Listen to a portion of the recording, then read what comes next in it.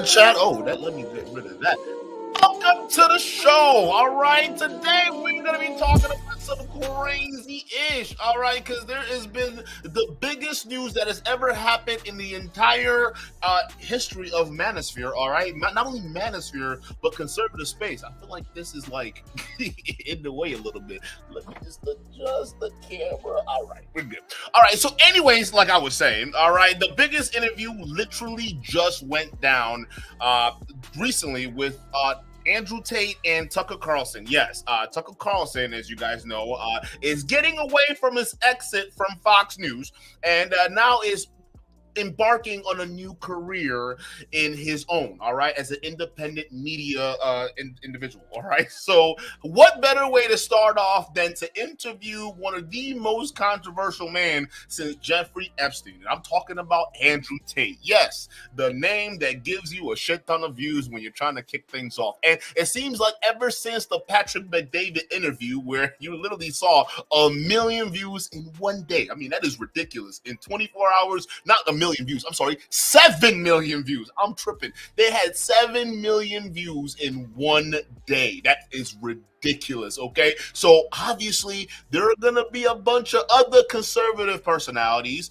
They're going to be looking at this and saying, hey, how do I get a piece of them? How do I get a piece of that, all right? And there are also some other conservative personalities that very well know what's going on with Andrew Tate, all right? They know that likely this little media circuit he's doing is probably going to be the last, I would say, gasp of air that Andrew Tate's gonna get, especially when his trial like officially gets started, because he's looking at some significant jail time. Now, you would think someone like that would avoid the media at all costs. No, not Andrew Tate. I mean, he loves just talking to the media. Not just talking to the media. He absolutely loves self-snitching. We saw the self-snitching he did on the BBC. We saw the self-snitching he did literally when he was interviewed with Patrick Bet-David, all right? So I'm not surprised that you're going to see a masterpiece in self-snitching on Tucker Carlson's show. It was absolutely hilarious. I mean, we weren't even, listen, when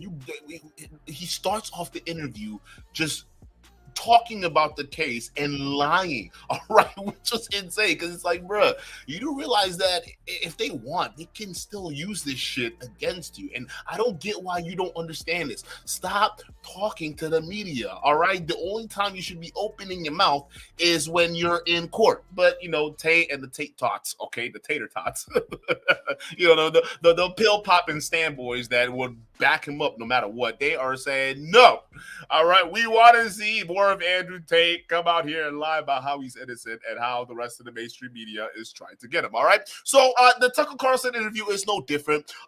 Interestingly enough, I think this Tucker Carlson interview was interesting, all right? I don't think it was interestingly enough. It's interesting. But I don't think it was necessarily bad. I mean, the only thing that was bad about it was Andrew Tate saying a little bit more than he should. Tucker Carlson, you can tell, didn't go too hard and ask the questions that needed to be asked. And then this whole thing kind of spinned off into how the media lies and, you know, how everything's unfair to men and how society sucks, right? Because the right has really been grifting off of that right now, because realistically, they don't have a platform.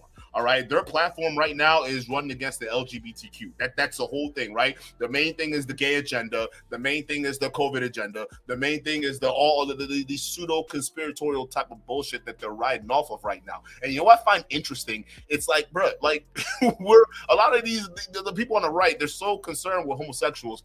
It's like, you understand that only 4% of human beings live that lifestyle, right? Which is interesting that the manosphere obsessed about other people's sex lives and things like that. It's like literally 4% of the human population are gay, all right, or whatever you want to call it, all right? That's all as a whole. Matter of fact, if you really think about it, they're more, because you guys have like symbols for masculinity, which is a lion, right? You guys use lions and all these big cats and whatnot. Do you realize there are more gay lions, all right, than there are human beings? Like that, literally, gay lions make up for 8% of the population. So next time y'all put a lion as a logo for one of y'all universities and shit, just make sure you understand that's more gay than most people out there. So it kind of lets you know that maybe these aren't the issues the right should be focused on right now, but apparently they are. So It is what it is. So what we're seeing right now with the red pill space and why it melds so well with Andrew Tate and the greater conservative space is because literally it goes hand in hand with the whole agenda that the right has, right? Because the right has a big gripe against the media. All right, they have a big gripe against cancel culture. They have a big gripe against Me Too and all these different. Not really Me Too. Me Too is mainly for the red pill, but it's kind of slipping in there. There mainly is the LGBTQ, the censorship, and all that, right? And when you go down within the red pill space, what essentially you see is the same censorship kind of talking points, but then you have the LGBTQ, and then you have the whole conspiratorial angle where they're saying there's a massive agenda to control the world using COVID and all these other things that are going on in the world. So it's a match made in heaven at this point, if you really look at it, and that's why you can start to see a lot of these big conservative figures really reaching down into the manosphere space, and kind of it's almost like they're a bond is forming right now in front of our eyes. And let me tell you why this is a horrible thing. Because we already had some crazy ass ideas flowing through this. I mean, we just covered Pearl the other day talking about, I just had an epiphany. All right, y'all know how Pearl talks, right? She talks like she has a gaggle of Survivor, like just stuck to the roof of her mouth, and she just is holding it there with the roof of her tongue, right? And she's I had an epiphany that women shouldn't be allowed to vote. It's like, huh? And how did you come to this conclusion? Like, what were your stats backing this up? Right? Wait, men are paying more taxes, so women, they deserve less because it's just insane, right? So we don't want these kind of ideologies making it to the mainstream conservative talking floor, right? Because once it does, you got to understand where the pendulum is swinging. Because cancel culture and a lot of the left, all right, the power they hold, it's slowly going away, especially the power of media, the power in some of these institutions, right? Because a lot of these institutions, especially the corporations, they want to make money. So if certain things starts to not work into their favor, especially with this whole Bud Light incident, right? And things are going to start changing. And you don't want that pendulum to go too far right? Because when these guys start having ideas like women not being allowed to vote, or stuff like you see in the red pill, and how they want to pretty much put people back in the past, hop in the way back machine and go back to where things were good, even though they never lived in those times, had no idea what life was like. But they seem to have a good inkling that if they just somehow get people back in their houses, restrict their rights, okay, maybe society can go back to this whole nuclear family that they keep preaching. The problem is the red pill, especially some of the leaders, don't believe in that nuclear family, especially the guy he's going to be interviewing right now, Andrew Tate. Andrew Tate does not believe in nuclear family. He believes in clanhood. No, not the kind of clanhood you're thinking about. That we can leave that to Nick Fuentes and Myron Gaines. We can leave that over there. I'm talking about clanhood in terms of, he says that he would much rather have a bunch of women and a bunch of other dudes, right, like his brother and family under one roof, so everyone kind of just communally take care of each other, and there's no divorce, right? There's no alimony, right? And there's no all this negative consequences that somehow comes with a traditional marriage. I mean, this is the kind of nonsense we're hearing from these guys, right? But for some reason, they're being hailed as the symbol of masculinity, as a symbol of bringing back the family and bringing some common sense into the discussion where the left has dropped the ball. Well, listen, if you pick from this whole crop of manosphere losers, you're not bringing any intelligent conversation to the forefront. All you're doing is bringing more insane fucking far right agenda that's just gonna fucking make the entire system topple. And it's really. I mean, think about it. I mean, have you ever think about the consequences what would look like if women just collectively lost their rights? I mean, do you understand like the gravity of the talking points that are out there? No. All right, so let's go ahead and review this interview with Andrew Tate and Tucker Carlson, because it's pretty big. It's a very massive interview. All right, and I got some questions, because there are a lot of things that Andrew Tate was saying that I feel as though it's probably going to get him in trouble once his little official trial starts. So let's go ahead and discuss Tucker Carlson in Romania. Francois Goro, shout out to you for the $2 super chat. And Francois, also member, let's go ahead and give him that respect. Shout out to you for being here. Just manly things, love gay lions. God damn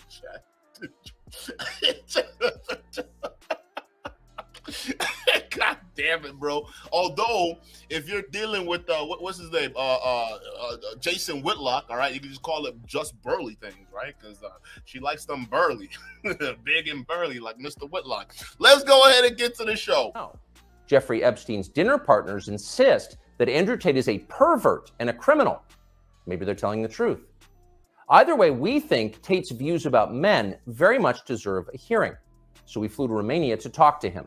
We're posting the entire interview here on Twitter because we've been assured it will not be taken down for ideological reasons, as so much of his content has been. The video is long, but if you can, take the time to watch it. Make up your own mind about Andrew Tate. Here it is. So what are you charged with? That's a really good question. I'm charged with being the head of an organized criminal group, which is in charge of recruiting girls to make TikTok videos to steal the money from the TikTok views. We're not even 4 minutes into the conversation and you're lying. That's not why you got arrested, buddy, and you know it. It's not because you stole TikTok accounts to siphon money from TikTok views, because everybody knows no one's making money off of TikTok views, okay? It's not like YouTube, all right? You make money off of sponsorships or what do you call it? Companies backing you. So the fact that he starts to trivialize his charges, knowing they carry a hefty sentence of 5 to 10 years in prison. I'm sorry. He got charged with trafficking in continued form. That's up to 12 years in prison. All right. And you're making it seem like, oh, no, the whole reason why they charged me is because they're trying to accuse me of stealing TikTok accounts. You know damn well that's not true. And realistically, listen, it's not like I hate Tucker Carlson or anything like that, right? I think he's kind of a tool, right, for the right, and they dumped him. I mean, at least the media, right-wing media did, all right? But other than that, he still is somewhat respectable in some circuits, right? And you could tell there were certain aspects of this interview where Tucker Carlson, you could tell he wanted to press further, but he also knew he wasn't getting the full answer, which is why Tate shouldn't be doing these type of interviews anyways. But it's Tucker Carlson. He's on the right, so he's going to play a little bit of patty cake, but you can tell he's going to start getting a little confused here because that's weird. Why would they just charge you with trafficking in continued form and it's you just stealing TikTok accounts? That doesn't make any sense, and that's because it doesn't.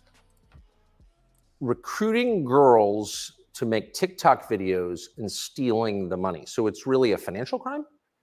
It looks that way. And it's very interesting because the girls who they've identified to add to the file are saying that we're not victims of anything and this isn't true. But the state believes it's true. And the state thinks that I, as a 35-year-old man, woke up. I was already extremely financially successful. I was already a father. I was already very well known. I had no financial motivation. I have no criminal record. It's not my personality profile, but I woke up at the age of 35 and decided to make girls do TikTok. So you see how he's saying, he's starting to spin the narrative that he's already been wealthy, right? He's always been wealthy and always been successful, right? And because even Tucker Carlson the rightful question he asked, well, doesn't that make it a financial crime? Like, why would they charge you with trafficking if you're just making money off of stealing TikTok accounts, right? You could tell he's not telling the full story, because if what Andrew Tate just said was really what he was being charged with, it'd be more of a financial crime than a trafficking crime, right? But obviously Tate's not telling the full story. So no, it's not just a financial crime. He is being charged with a financial crime. That's tax evasion. That's going to be part of it, and money laundering. So he's charged with those financial crimes, but he's not letting you know why, okay? And even the reason why he got rich before this charge came, right? He got rich off of pimping girls online before he had money, and there are tons of videos proving that, and that was from him, okay? He said it himself. I got rich because I was making $600,000 a month with 75 women in the house because I used to be a broke kickboxer. That's him. So now all of a sudden you're being charged for your crimes of the past. All of a sudden it's like, no, I've always been rich. What? The Romanian government doesn't know anything. I've always been wealthy, and they're thinking like this wealthy guy is all of a sudden just gonna wake up and keep doing the same thing that got him wealthy to begin with. I mean, it's just utterly ridiculous. To enrich myself with the pennies that I would earn from TikTok views.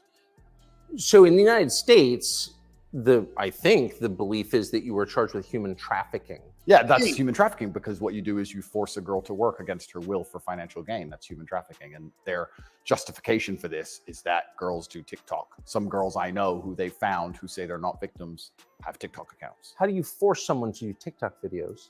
I guess the prosecutor is going to have to explain that, isn't he? It's a very interesting scenario I'm in, and I'm inside of Romania, so I have to show a degree of respect to the Romanian judicial system. And I have to show a degree of respect to the situation I'm in. But the overall charge is that there's an organized criminal group. There's a group of us. I'm the head of it. My brother is below me. And we use the lover boy method to convince women to do TikTok videos to make money so that we can steal the TikTok money. That's not true. You know you lying, nigga. Why you lying, bro? You know that's not why. Oh my, you can chat. You know, and he even knows he's lying. He's not telling the full story. Really?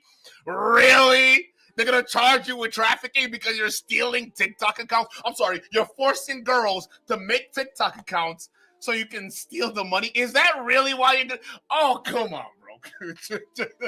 Come on. Do you really want me to pull up why they actually are charging you, bro?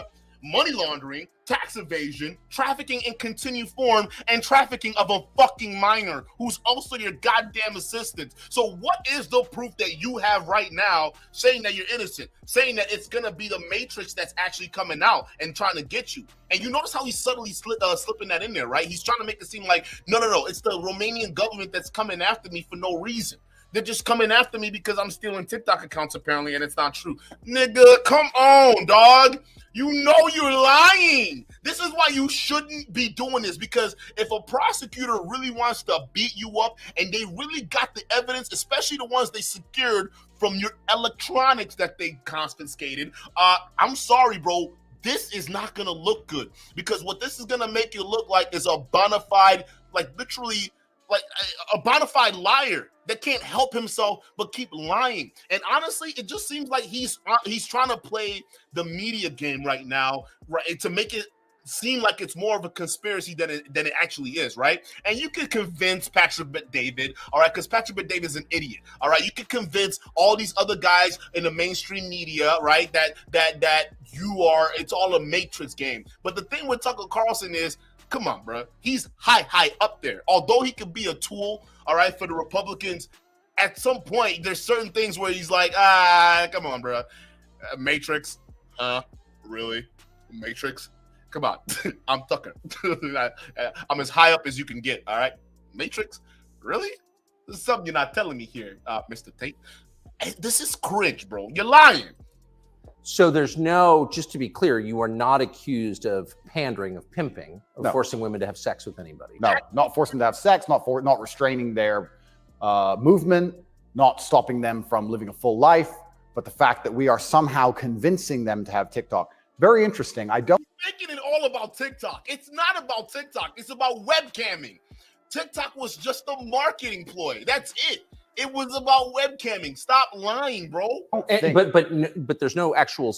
I'm asking you this because get him, Tucker. I do think it's a widespread belief that you were accused of pimping. Yeah, no, that's nothing to do with any of this case. Absolutely nothing. Whoa! And it's kind of scary because the crime in itself of human trafficking is a unique one, because they can ignore the statement of the victim. So the girls have come forward and said, "This is insane. You've just picked us because we're near Andrew and we're his friends."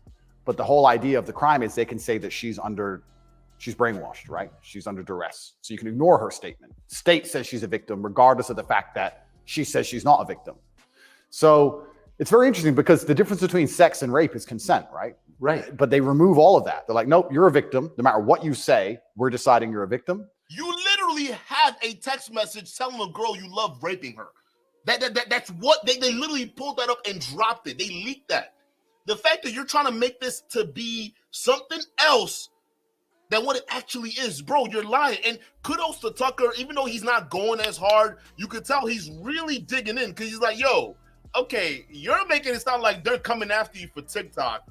But what I've read and what everybody else is saying, this is heavier than just stealing TikTok accounts. Because if it was just stealing TikTok accounts, okay, then it's more of a financial thing than a trafficking thing.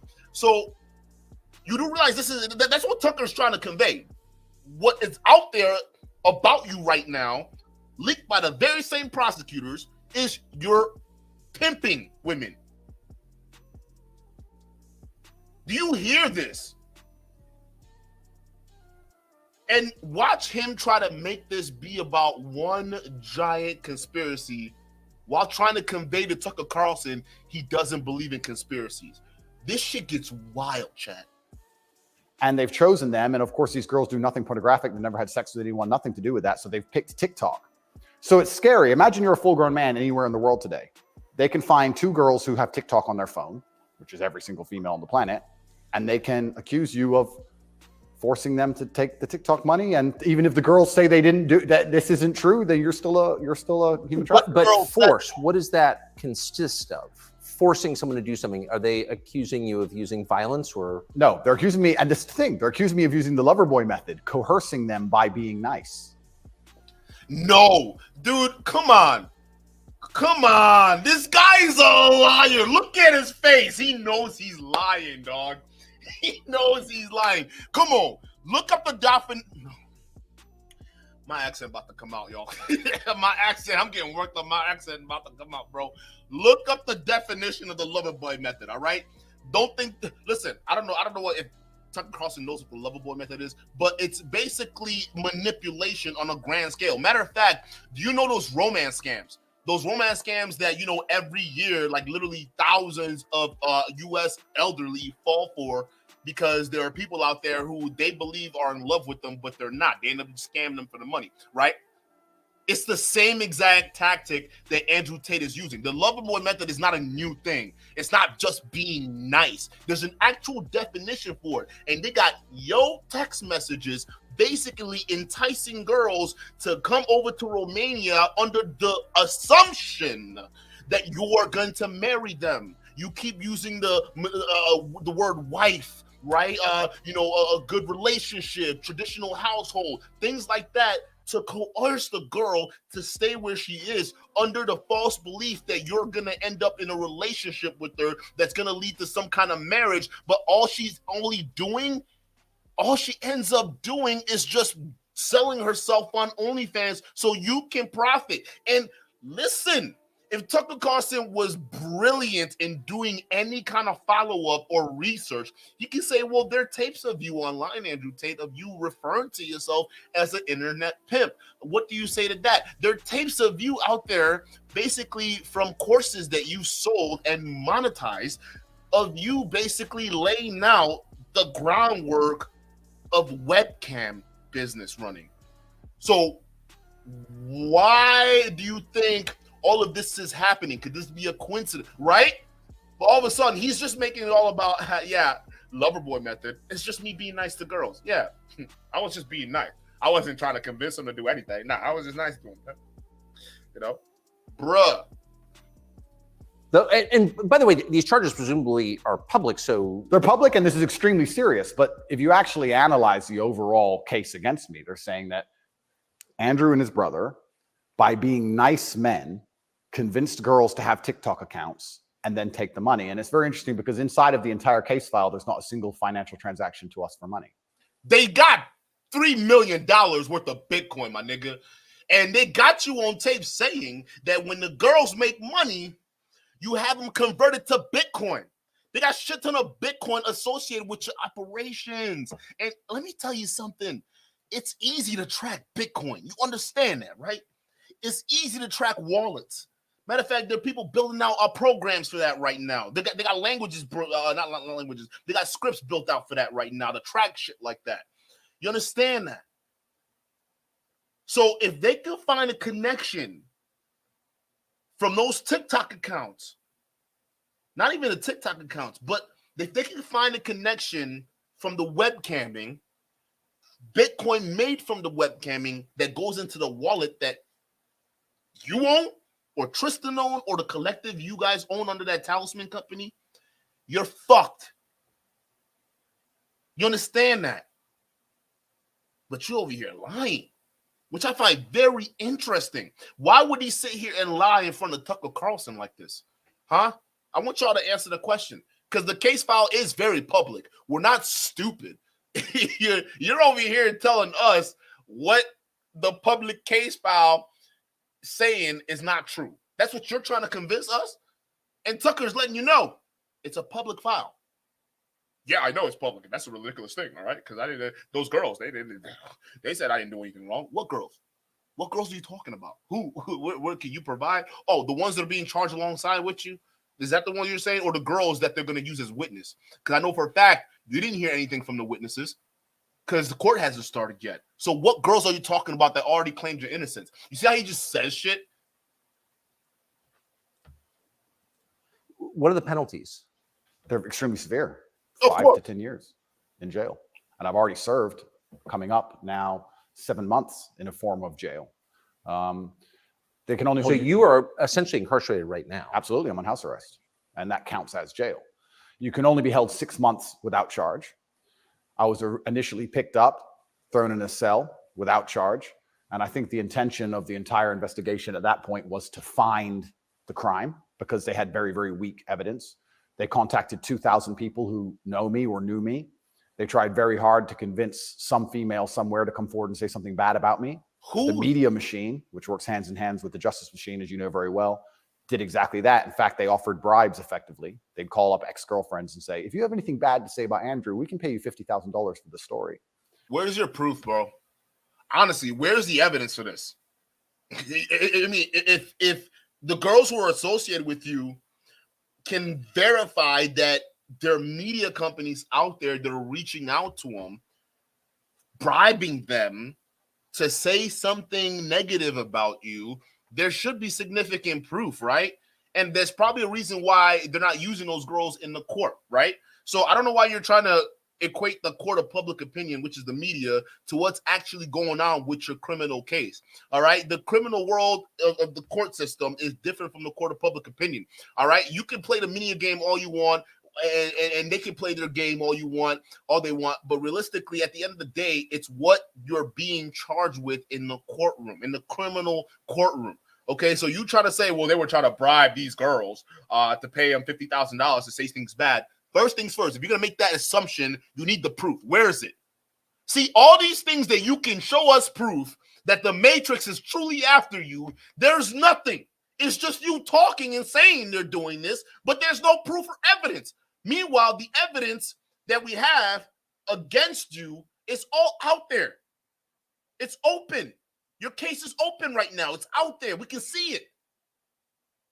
So what we have is word of mouth, which is you, versus what they pulled off your hard drives that they confiscated from you. Who's lying here, bruh? Because like you're not making any sense. And you notice how you keep saying they. They're coming. They contacted over 2,000 women closer to me, or they did. Who is they? You're just saying shit, dude. And they're idiots out here, and I call them the tater tots. They're gonna believe this shit. Oh yeah, he's innocent, bro. You gotta free the top G. We gotta free your top G, bro. We gotta feel the top G. Come on. Y'all look crazy. Misinterpretation. Shout out to you for the $10 super chat. He says Tucker has no excuse for not being researched on this topic. He's using this for views. Of course. You're absolutely right. That's why I'm not going easy on Tucker Carlson right now. Because clearly he's being tough, but he's not being tough. Right? Because we know how Tucker Carlson asks tough questions. We know he can do that. And we know he's well researched. And I'm sure he knows about the Andrew Tate situation. He knows that there are numerous tapes, numerous videos showing the tapes of him bragging about pimping women online. So Tucker is not stupid, but you're absolutely right. He is doing this for the views because realistically, they all know he's going down. Everyone, even Andrew Tate knows he's going down because he provided the evidence to take him down. So he's got not a long time left. Whoever is going to squeeze him for views, they're going to do that right now. So if you want the views, go to Romania. That's what everybody else is doing. Tucker Carlson's doing it. Kenny, someone's going to do it. They're all going to do it. They're going to fly to Romania, eat off the clout, and then lock him up, and they're going to forget about him. And then maybe if he makes a tweet or two, they'll probably talk about it. But he's going to get forgotten. You're looking at 10 years, not even 10 years, 13, 12 to 13 years. And you want to talk about is for taking TikTok accounts and making money? You're lying. You're just fucking lying, bro. They tried very hard. They didn't find any evidence of anything. They then released me on house arrest. And then 2 days before the legal limit in which they had to drop everything, they charged me with whatever they had from the beginning, which is very little. And now we have to wait for the Romanian judicial system to analyze the file and, God willing, throw it away. How long did you spend in jail? I was in jail for 92 days in a Romanian jail cell. What was that like? It was certainly an interesting experience. I won't lie and say it was easy. It was certainly very difficult. The uncertainty of it. It's a very uncertain situation to be picked up on just before New Year's Eve and thrown in a cell without charge. And I'm asking different prison guards and different prisoners, how long am I going to be here? One prisoner was like, I've been here 2 years. I was like, have you been charged? He goes, yeah, but I haven't gone to court yet. Like, everyone's been there for years. I thought I was going to be there for years. And it certainly takes a mental toll on you. And I think jail is a different experience when you know you're innocent. There was a guy in there for murder. He's like, yeah, I murdered someone. I'm in jail. You can your soul and your mind can accept the punishment for a crime. But when you've actually done nothing wrong, I think jail is a lot harder. Did you know why you were there? Not initially. So for about the first 2 weeks, I never actually got told in English what I was accused of because I was arrested on December 29th. There's New Year's. What were the circumstances of that? Yeah, December 29th, 5 a.m., the armed guards ran in this house. They spent all day searching the entire house. They're very interested in electronics, as most federal agencies are. And then they took me that evening and said, we're going to go and put you in jail for 24 hours. And after 24 hours, you see a judge, and the judge will decide if you stay in jail. And the judge decided I should stay in jail. What did you do? I mean, who'd you call? I had a lawyer, and my lawyer came and he said, we need to analyze the case file. We need to see what they have against you. You're being accused of human trafficking. It's like, human trafficking? That's insane. Who? When? What? I went to jail, and then I was given all this paper in Romanian. I don't speak Romanian, although I live here. And then I was waiting for the translation. So I think it's about 2 weeks before I finally got the papers in English to understand why I was in a jail cell. And then I really understood how insane the accusations were. What is human trafficking? Yeah, so the overall, my understanding of it, they're saying that human trafficking is when you convince a woman to do something she doesn't want to do for financial gain. And what? Well, no, come on. Now that's not all that is, bro. It's coercion, it's fraud, and getting them. Listen, the trafficking part is getting them from where they were over to where you are, which is across country lines, okay? To do things under false pretenses or fraudulent circumstances. You understand that? So it's not just for, oh my God, like the way you're looking at 12 to 13 years in prison, dude, in a foreign country, and you're lying like this on media, which you shouldn't be on right now. Do you understand this? Like, this is insane. There's different methods you can do that. You can do that through force, and you can also do that through emotional coercion. I think most people, just speaking from the American perspective, most people believe that human trafficking is effectively slavery, selling human beings. That's what I believe as well. Absolutely. No, see that's where the ignorance comes in. It's not just because here's the thing, and I actually figured this, and this is why a lot of tater tots, right? From now on, that's what we're calling Tate fans. We're calling them tater tots, right? Because what essentially is happening is these guys, they don't actually understand. They think when you hear trafficking, you almost have to have this slave kind of situation, right? They're thinking about the Libya, right? The slave situation where people are actually being trafficked. They're thinking about maybe situations across the border where human beings are being trafficked. You know, they're thinking about these dingy situations where there are people crammed in the places. That's not necessarily it. That is not necessarily it. Human trafficking can really be, let's say there is a girl, right? And she's not doing too well family-wise. So she goes out, meets a guy. The guy tells her all these good things. He tells her he loves her, he cares for her, things like that, right? And she feels as though she's in a relationship with this guy. They have sex a few times, things are great. And then all of a sudden, he starts demanding things from her. but then, kind of smoothing it over by saying, oh, no, you're doing this stuff because you love me, right? And the girl over time gets deluded to believing that, right? Over time, these same demands this guy starts to ask of the girls go from innocent to downright very, very gritty, right? He can go from, requesting money from you to downright saying, hey, you got to go out and help me out and make some money. So go deal with this dude. And then, you deal with that dude and for that dude. And all of a sudden, before you know it, you're now sucked into that life. Those girls who end up becoming prostitutes under these pimps, because that's typically a way a pimp gets a woman, right? And they start out as boyfriends. That's literally how that shit works, right? They start out as people they thought they can trust, and all of a sudden, before you know it, they're just being used to make money for their boyfriends. You understand that? That's trafficking. The guy didn't have to put her in chains. The guy didn't have to lock her up or do anything like that. And sometimes, over time, when you get really into it, and then you can start getting the physical abuse and things like that to keep them in line. But to just ease them into the point where they're being trafficked, being used as a 304s, as you guys want to call it, right? That right there is trafficking. All of that right there, that's what it is. So just because people aren't enslaved or in chains or things like that does not mean that what Andrew Tate did isn't actually considered trafficking, because it is. Shout out to you, Antonio, with the $5 super chat. He says, "Sup, Duke? Andrew's gonna end up in prison just like Coach Red Pill. Governments around the world are going after Red Pill content creators." I wouldn't say they're going after Red Pill content creators. See, because the thing with Coach Red Pill, first things first, he goes by Gonzalo now. I think he renounced the whole Red Pill thing. But Gonzalo was in Ukraine while talking about how corrupt the Ukraine government was during the war. And especially when the Ukraine government was requesting, by law, immediate blackout during that time of the war situation.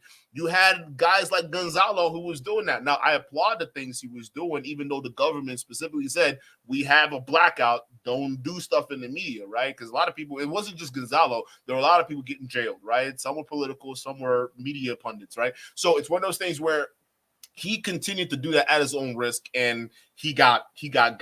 He's a political prisoner, all right? That's completely different. Andrew Tate, on the other hand, he's not a political prisoner. He's trying to make it seem as though he's a political prisoner. He's not. He's in jail for basically self-snitching on YouTube, self-snitching on Instagram and Twitter. He flashed his lifestyle. People investigated how he got his lifestyle, and they realized, oh, this might actually give pause for a trafficking case. And that's what they did. They did it first in the UK. He fled the UK before they actually brought official charges to him. And now he's in Romania. The difference between the UK and Romania is they put him under house arrest, or at least detained him in jail before he could fly out and not face consequences. So I think they're a little bit different. But yeah, I definitely think that Coach Red Pill is more of a political prisoner than Andrew Tate will ever be.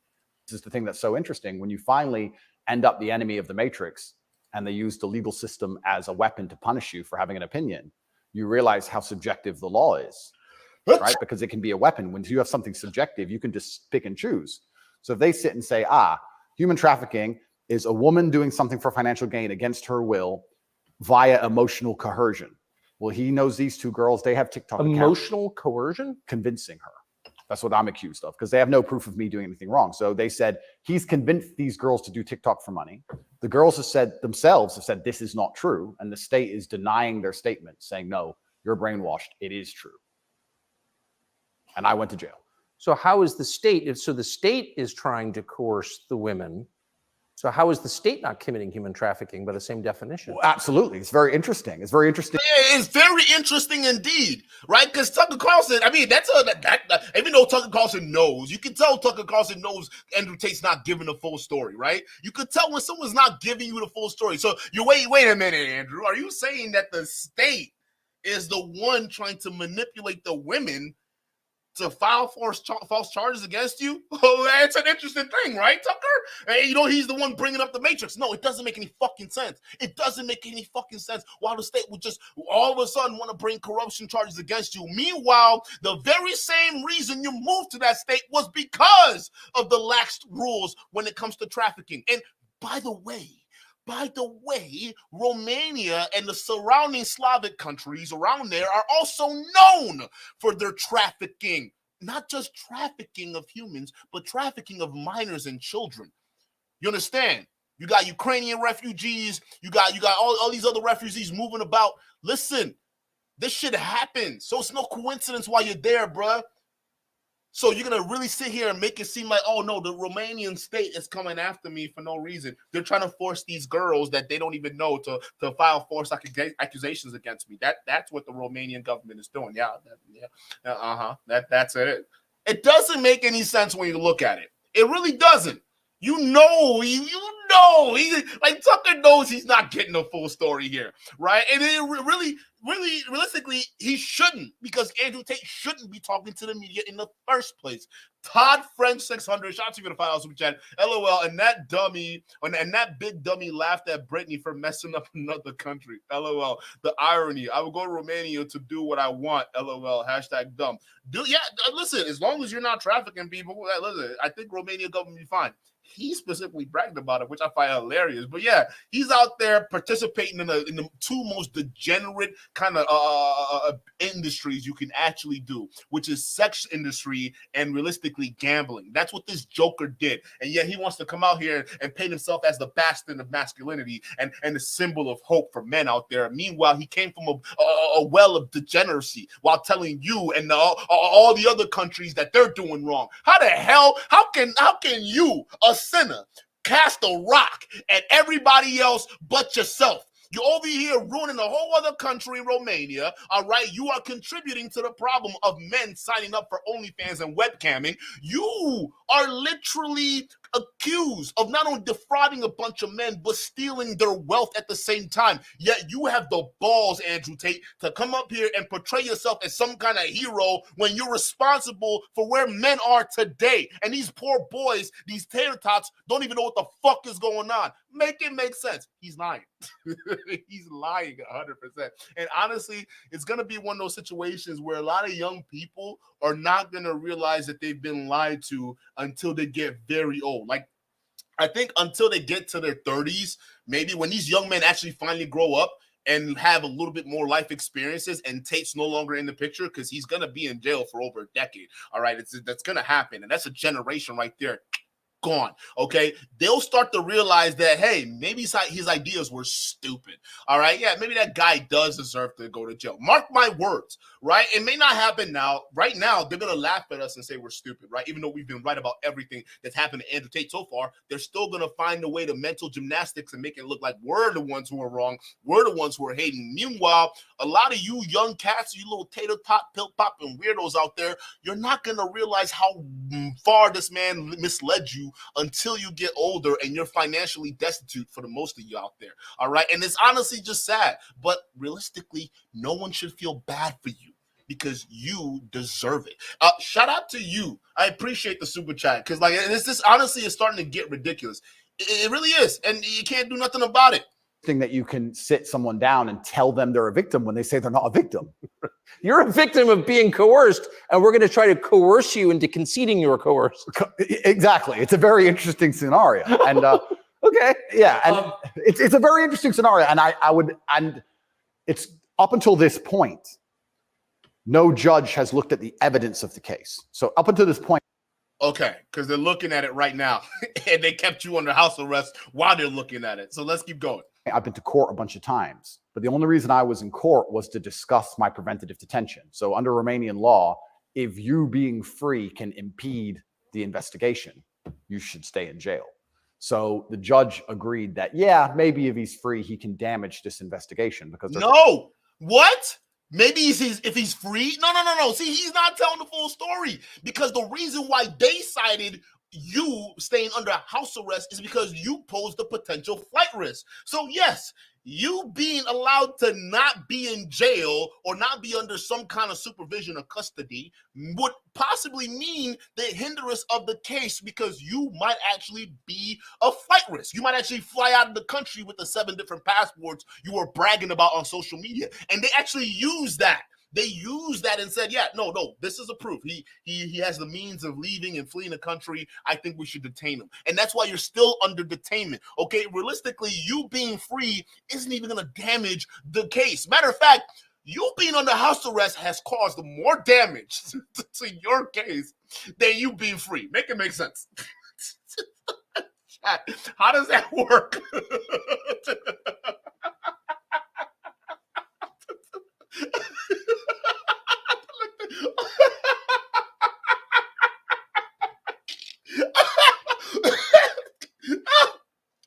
This nigga's ridiculous.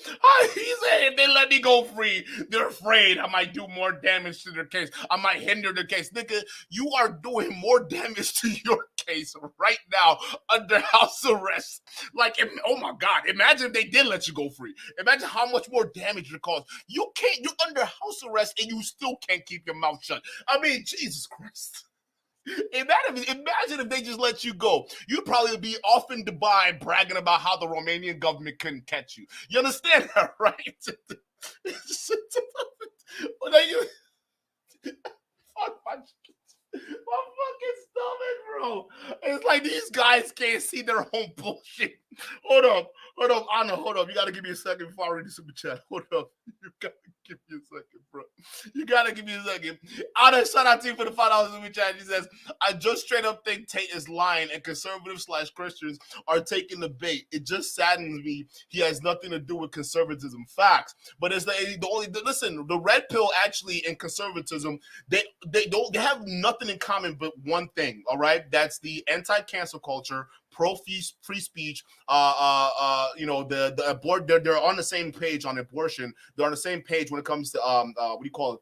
People who live alternative lifestyles and things like that, right? So those aspects are the same thing that are bringing the conservative movement together. Otherwise, the red pill guys, they don't believe it. They even though they say that that's what's going to make society better, they don't actually believe in monogamy. Right? They don't believe in family, one man, one woman, because the guy he's talking to doesn't even believe in that. He's got multiple girlfriends, and not only that, he promotes men going out and living that kind of hedonistic lifestyle that doesn't vibe well with conservatives. Matter of fact, the only person to actually rightfully call him out on that bullshit was Ben Shapiro, because Ben Shapiro, he's one of those staunch, hey, this is how Christians are supposed to live. You're not a conservative, bro. All right. So he's on there. That's the only conservative that really criticized him. But realistically, Andrew Tate's ideology, even though he says he's no longer red pill bullshit, it basically doesn't mesh well with the actual conservative movement. The only thing that does is those things I listed before. And it's honestly just sad, but at some point, one of these red pill bozos like Rollo are going to do something so ridiculous that it's going to get a bunch of people saying, nah, we don't stand for that, right? And Rollo almost took the whole thing down. Y'all remember that? Rollo almost took the whole shebang down because he was talking about men getting vasectomies and shit. It's like, that's not conservative. We don't believe in that. We don't want that. Like, no, men getting, no. We want family creation here. We are pro population here, okay? These guys are ridiculous. Shout out to you for the super chat. We're trying very hard to get something on this guy. So I've done a bunch of jail time. And now it just begins. The judge is going to look at the case. And like I said, God willing, I still have enough faith in the Romanian judicial system that she's going to look at this and go, this is not a crime. Or you're aware of the media coverage of this, however. So you're in jail for 90 days or more, and the rest of the world is talking about you. Do you know what they're saying? They're saying very heinous things. And I would hate to come across as a conspiracy theorist, Tucker, but I kind of have a feeling that this might be something to do with my influence and an attempt to slander my name. Perhaps I'm crazy. But the fact that they chose such a heinous crime and they reported it so heavily, and they won't shut up and keep repeating basically a slander attack day after day after day. Also considering the fact that other people who genuinely commit heinous crimes have far more favorable press coverage. But I don't want you to think I'm a conspiracy theorist. Please, Tucker, I would hate for you to come here and call me crazy. Wait, whoa! What kind of mental game is this nigga playing? What the fuck? Hey, Tucker, I don't want you to see me as a conspiracy theorist while espousing off conspiracy theory. I can feel a migraine coming. Chat, I don't know if I can make it. We're 13 minutes into the stream, bro. I don't know if I can make it, chat. I'm sorry. Yo, I don't want to come out as a conspiracy theorist. Nigga, that's all you've been doing. That's all you've been doing. The Matrix? What the fuck is that bullshit? Oh, that's not conspiracy. You're trying to tell me that's... That's reality. Okay, if it's reality, can you point to where the Matrix is? All right. Oh, you're gonna say the media. All right. Well, so what coverage is the media covering? Oh, that's right. They're covering the leaked evidence that was leaked by the same prosecuting team that's gonna prosecute your ass in a Romanian jail. Oh, where do those prosecuting guys get those text messages and evidence? Oh, I forgot.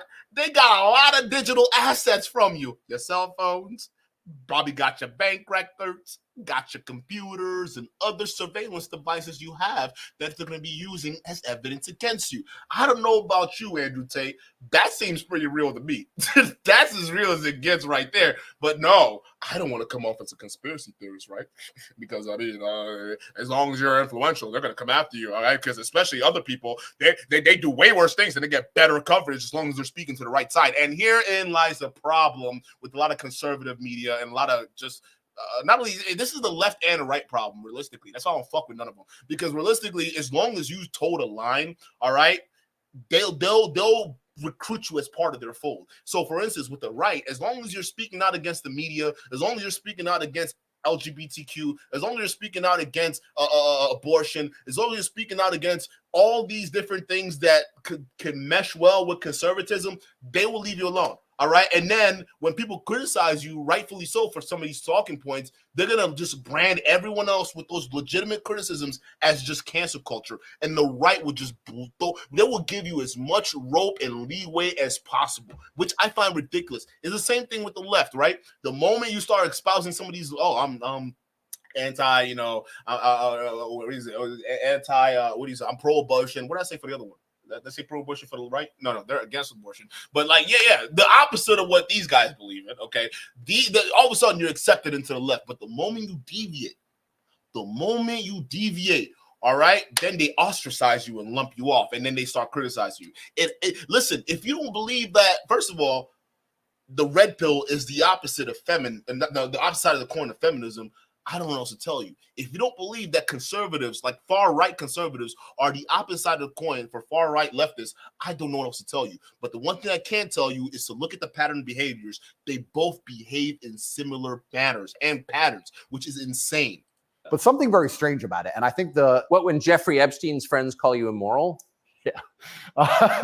The goal of it is certainly to slander my name, and I like to see it as a litmus test. I like to see it as an intelligence test. Anybody who wakes up and looks at me and goes, "He's a human trafficker because of TikTok," they're fully gone. So, but from the West, just to defend the average news consumer in the West, sure. Andrew Tate, kind of an outlaw. Yep. Lives in some palace in Romania, wherever that is. Yep. And Romania sounds like the kind of place where human trafficking is like the main industry. A lot of it happens here. That's what's so crazy about it, right? What's so crazy is if they really want to find a human trafficker, I think they could probably do it quite easily. Oh, it's so crazy how Romania is known for human trafficking, huh? Even your boy admits, yeah, there is a lot of human trafficking here. I ain't gonna lie. But isn't that weird that they're charging me?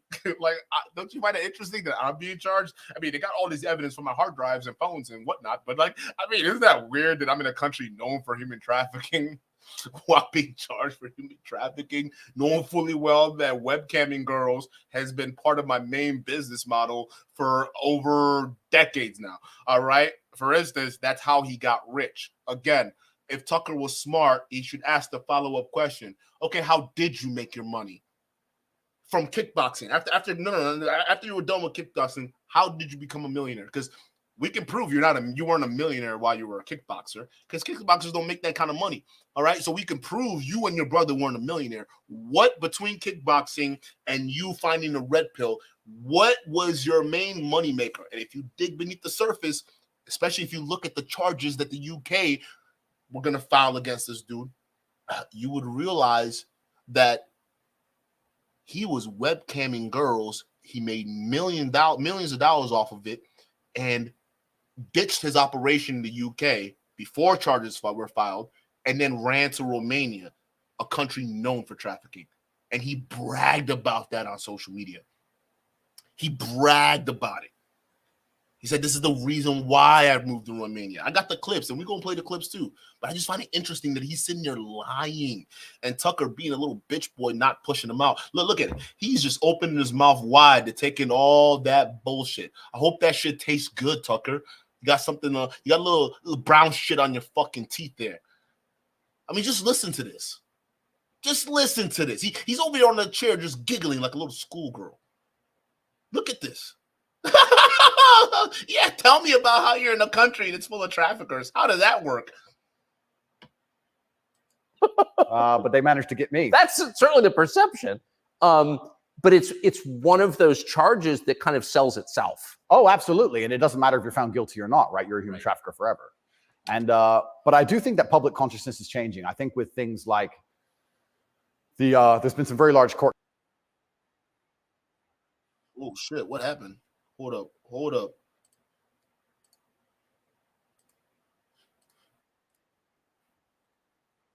These kinds of things, and I don't think people believe it anymore. But that scares me to a degree, because I think that the typical weapon, the standardized playbook, is now failing, and I don't know what the new playbook's going to be. It's almost like better the devil you know. That you're too famous, you're too successful, we don't like you. Call him a rapist or a human trafficker, put him all over the news, slander his name, try and wreck his life.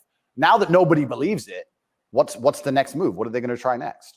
Wouldn't it just have been easier to commit like a massive financial crime and defraud people of billions, come up with like a fake cryptocurrency, call it like, I don't know, FTX, or just give a name to it. Yeah, something random. You know, steal billions and get your parents involved and buy a bunch of real estate in the Bahamas. And then like, you'd be sort of a hero, right? Oh, absolutely. And I would have certainly made a lot more money than TikTok, because I don't think TikTok even pays you for views. Hey, Tucker Carlson, while you're sitting there giggling, he is being charged of financial crimes. It's called money laundering. He's not going to tell you that. If you did your research, you would know why you're sitting there smiling like a fucking tool. Why are you smiling like that, Tucker? This guy is such a fucking idiot, bro. Like, come on, you know better than that. You know better than that. He's being charged with financial crime. It's not just TikToks, bro. Tax evasion and money laundering.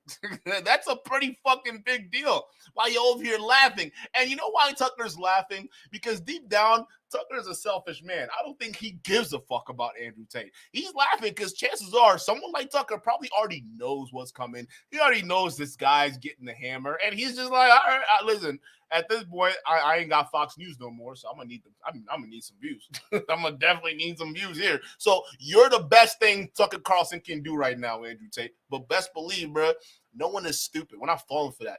You are being charged with financial crimes in addition to your trafficking crimes. Matter of fact, I'm sorry, your trafficking crimes got upgraded to a continued form. That means you're a prolific trafficker. That's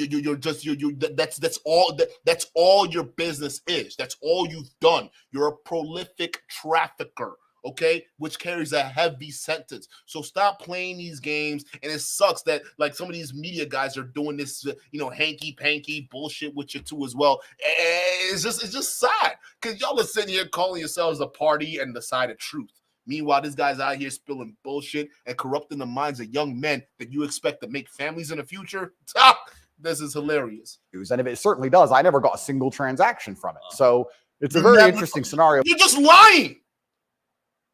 But if I was accused of a financial crime, my name would not be slandered. So no, of course. Well, of course not. You have the presumption of innocence. So just back to the jail thing. So you're in with your brother. At the beginning, I was not, but towards the end, I was. Yeah. What did you do all day? It's a good question. I looked at the wall, stared at the wall, smoked cigarettes, lots of push-ups, read the Quran. You smoked cigarettes, did push-ups, and read the Quran. Basically, yes. And certainly had some introspective moments. Tried my best to get out. Tried my best to via my small phone calls, understand what's happening in the outside world. Tried to make sure that the people I love and care about are taken care of, because I'm the man of my family, and I'm also the man of quite a large, I wouldn't say empire, but life. And there's a whole lot of people who rely on me. You have staff and families, you have children and families. Feeling, yeah. So when you're plucked from that, it's kind of strange. You're in jail and you're concerned for yourself, but your primary concerns are also all your duties as a man. I have duties as a man. I don't want children to starve. We've got a whole tribe. I've got people to pay. So it was very, very frustrating, constantly trying to make sure everybody else was okay and feeling helpless. That's what hurt me the most. I was trying to make sure everybody I love and care about was fine, and I wasn't as powerful as I should have been. And that was very upsetting. And especially if they're going to keep me there for years, I was having serious concerns about how I can feed the people I love. Let me just tell you something. In a totem listen, in a totem pole of power, and I'm talking real power, Andrew Tate, you got influence. You ain't got power like that, bro. You don't have power like that. You know, no matter of fact, the mafia guys that run that group got more power than you, because they were able, even the brother that one of the brothers that got arrested alongside with Tate and whatnot, not together, but one of the brothers managed to be able to get himself out of jail, right? And he's gone. He's in a completely different country now, right? One of the brothers was already in a completely separate country, while the one that was in Romania got caught up along with this whole bullshit, right? So he actually got let go. The Romanian government let him go. You stayed in jail. You're a foreign national in a foreign country committing a crime, and you still think you have power because you got all this money? You don't have real power, bro. You don't. That's why you're sitting here trying to make it all about this mainstream conspiracy thing, because you're literally just a guy who's rich. That's it. You guys who's rich, who has a ton of influence, but you don't have like real power. Especially the kind of Matrix style bullshit you're trying to hint at. You don't have that. You don't have that pull, bro. You just have clout that helps guys like Tucker Carlson, who, by the way, has real power. That's why it's shocking that Tucker is like acting like a little schoolgirl right now. But Tucker has real power. And I'm talking about in media and politics. You don't. So I just find it interesting, right? Mercedes One Fan, he says, shout out to you for the $2 super chat. He says, how is women fall in love with you, human trafficking? See, this is why you're making these false equivalencies that limits your knowledge severely, okay? Women falling in love with you isn't human trafficking, and you goddamn know that. All right. Andrew Tate is in charge for having women just fall in love with him. He's charged with tricking women to fall in love with him, then convincing those women to travel to where he's at. And then after they get there, instead of being met with love and family and wedding bells and rings and all that stuff that he promised, they're made to strip in front of a webcam. So you see how your statement right now is so ignorantly forgetting the whole other side of the statement? You see how you're just putting things out of context, Mercedes F1 fan. All right, you're putting things out of context to make your side or make your sense sound good. You understand that, right? You're not putting the full context, because Andrew Tate didn't just get the women to fall in love with them. Because if they just fall in love with them, they wouldn't be a case. No, the women were convinced to leave their dwelling, which was in a completely different country, to come to Romania. And they didn't get the love they were promised. They didn't get the wedding ring they were promised. They didn't get the lifestyle that Tate promised. Instead, they got the strip naked in front of dudes and then forked over the dough to Andrew Tate. So you're being disingenuous with that statement. And the reason why I have to harbor on it is because a bunch of tater tots, just like this statement, they make and believe the shit that they're saying without adding proper context, which I find hilarious, because y'all the ones who claim everyone puts you out of context all the time, yet when it comes to your side, you're willingly putting things out of context. I just hope you realize how limiting your perspective is right now. I hope you understand that, because you're clearly being biased, which I just find insane. Right. Like, honestly, if what actually happened is what you said right over here in this super chat, if this is what all that happened, I wouldn't be criticizing Andrew Tate right now. You understand that, right? If all Andrew Tate was charged with and they could prove was just getting women to fall in love with them, I wouldn't be even covering this dude. But the fact of the matter is, there's more to the story than what you're letting on. So you're being deceptive. Stop. Get help. This tater tot mentality has to stop, bro. You're ruining yourself. Misinterpretation. Shout out to you for the $10 super chat. Tucker thinks they're so cool. He should introduce his daughters to him. Facts. A lot of these guys aren't going to do that, because they know deep down, I don't want my daughter dating this dude. You kidding me? Do you see how the rest of the internet world freaked out? How when they thought, you remember when Jordan Peterson's daughter went to go spend a day with Andrew Tate at his mansion, right? Y'all remember when that happened? And everybody in the rep was like, oh, Tate smashed. Tate smashed. Tate smashed. And everybody was like, no, we didn't smash and whatnot. Come on, dog. You know Jordan Peterson damn well be like, nah, hell no. Nah. Well, I don't want my daughter dealing with that. He probably had a conversation with her, like, off the side, hey, Is that what they say is true? You better not be sleeping with that dude. What's going on? Like, I feel like they know better. A lot of these guys, they know better, but they're in it for the grift. That's what's all this. That's what this is all about. It's just for the grift. You ever come to the edge at all? No, I certainly had some days I was less happy than others, but I made sure that my mindset was built in a way that I could always be doing something constructive. And also, I think you get what you give in life. And if I ever felt particularly sad on a day, I would try very hard to make other people happy, because if I made other people smile, I'd feel better. So even the dinner ladies or the prison guards, I'd try very hard just to make people smile. I know it sounds silly. Some of the prison guards were more open than others, but there was a couple of prison guards who were ice cold, who didn't want to say a word to me, and like, "Hey, bro, your hair looks amazing," and you just stare at me like he wants. Shut up. But I just try my best to cheer people up, to cheer myself up, and as a man, all you can do is just find the resolve to continue doing the best you can in this current circumstance. So, what were the other prisoners like? I don't want to insult Romania in any way, and I love this country, and I chose to live here. But if I had to describe it for the people, for an American audience to understand, I don't think Romania and a lot of these countries have the same kind of mental health setup or the mental health support that a lot of Western nations have.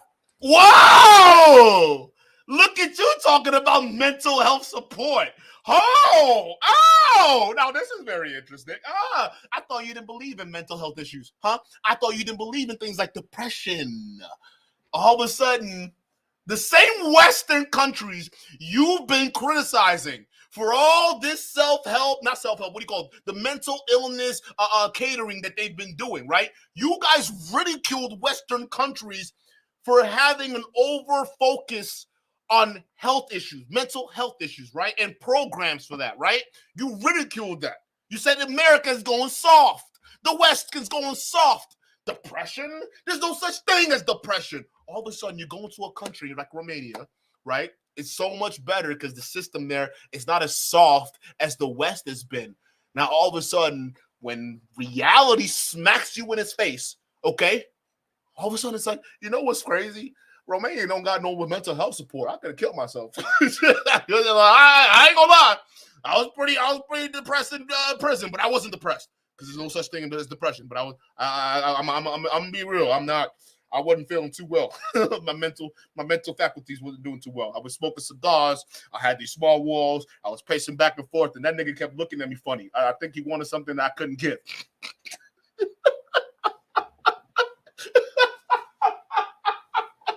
You are, oh my, guys, listen, red pillars are just internet tough guys. They're internet tough guys LARPing as if today was like 1945, where men were back as men, knowing full well if y'all actually were transplanted into those back in the day days, like in the past, like in 1930s and 1940s, most of y'all men that call yourself good men out here, y'all will not survive in that era. Those men were built tougher than y'all niggas right now. Guaranteed. They're both 10 times tougher than this self-proclaimed manosphere guru over here.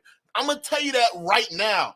You want to tell me the same mental health support that you've been criticizing the West about, now you're criticizing these Eastern countries for not having enough of.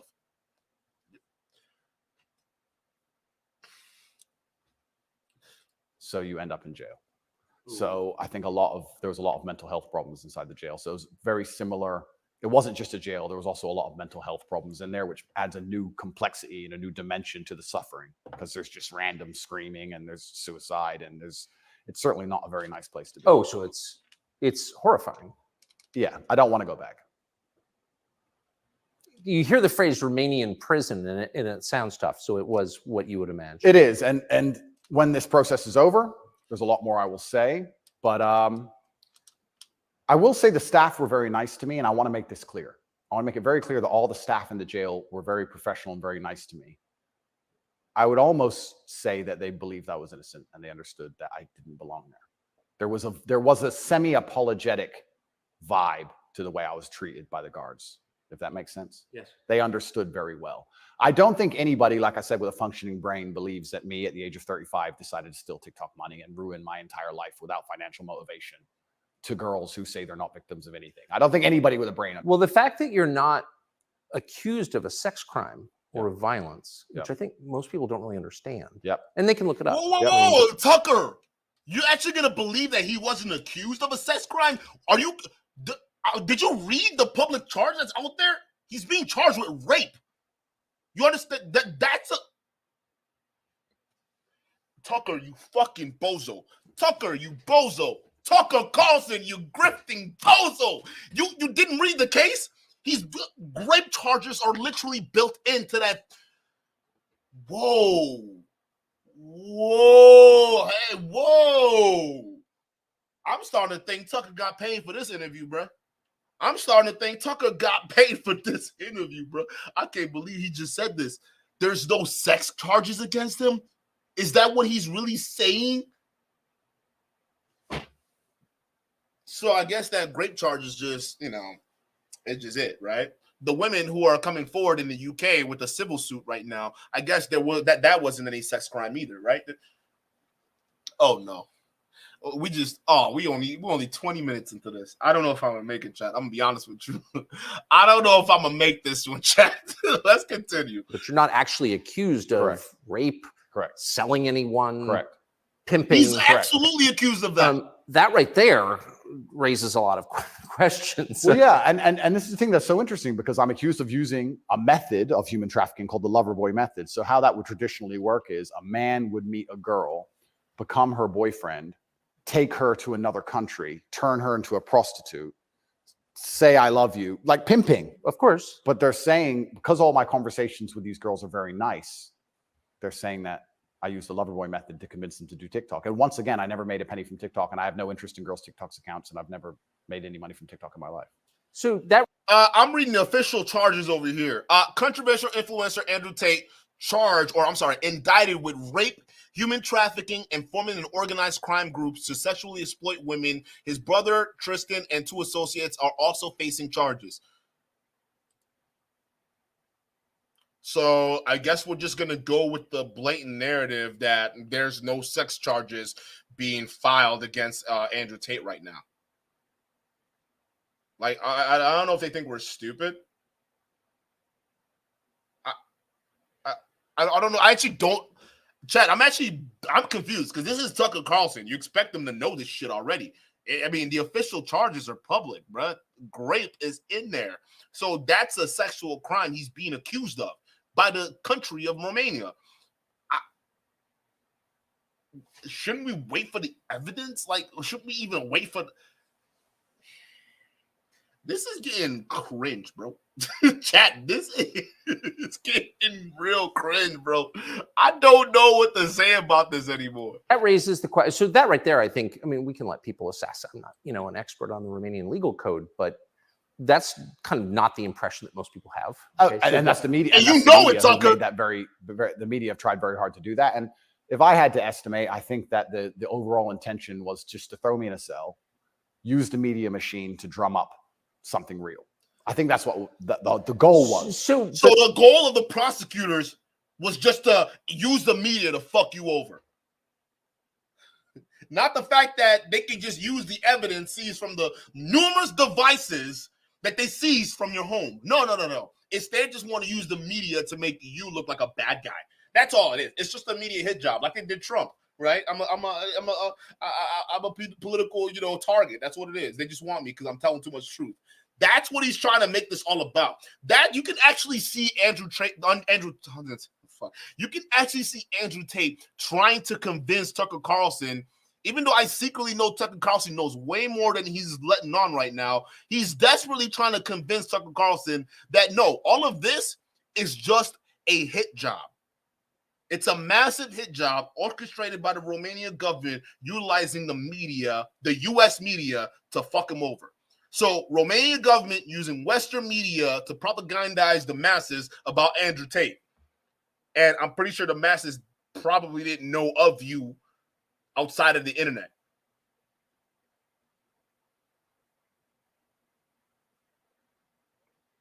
I don't get this, bro. Like, this is crazy. This is insane. This is like nuclear level cope. But what's the, and I believe that. It seems clearly like you do. Yeah, clearly you do. One thing, I've never been to Romania before, and one thing I'm struck by is the American presence here. Oh, it's massive. Fully understand that. So there are 3 NATO bases here. Yep. Now they're bustling because of the war in Ukraine. Yep. One's on the Black Sea, yep. right below Crimea. So this is strategically important, this country, to NATO. Absolutely. And so this is a lot less far away than I realized. It's much more American influence. Oh, absolutely. I think think that played a role. Yeah. Well, I think, and I don't want to get this incorrect, I think it's the 2nd or 3rd biggest U.S. embassy in the world. The U.S. embassy here looks like a prison. It's huge. They've got a huge embassy here. And even during Ceausescu, during the communism days, Romania was an ally of the West, even during communism. Yes. So, yes. Ceausescu came to New York. Yes, that's right. Yeah. So Romania and America have been very good friends for a very long time. I have to be careful what I say, but it's certainly very interesting what's happened to me. The American embassy were not particularly helpful. Let's put it that way. They weren't. Why? Why would the American embassy help you? You've been bashing the fucking country for a long time. If I was the embassy guy, I'd be like, isn't this guy that said he moved here because of the corruption? Why are we helping him? He clearly came here to do something crazy. Or the embassy probably received evidence that probably said, yeah, you can do what you want with him. We don't care. What is it? The same Western system that you've been criticizing, the governments, now you're complaining that they're not doing enough to help you? I don't like the entitlement and the tone deafness of just the circumstances. It doesn't make any sense to me. Because if I was in his place, I'd be like, yeah, maybe it's because I was criticizing the Western media. Maybe they're not going to come help me. I don't know. But it is what it is. Why depend on them? Huh? After all that shit you were talking, now you complain there's not enough mental health programs. Oh, the American people won't even help me.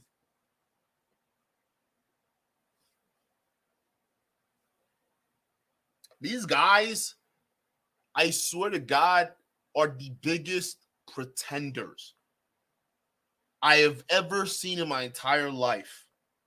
You can't even keep it 100, bruh. You can't even stand 10 toes down and say, fuck no, I don't want the American government's help because I think the Western systems are bad. You couldn't even do that. All of a sudden, it's like, oh, I don't know why they can't help me. They refuse to help me. They refuse to do anything.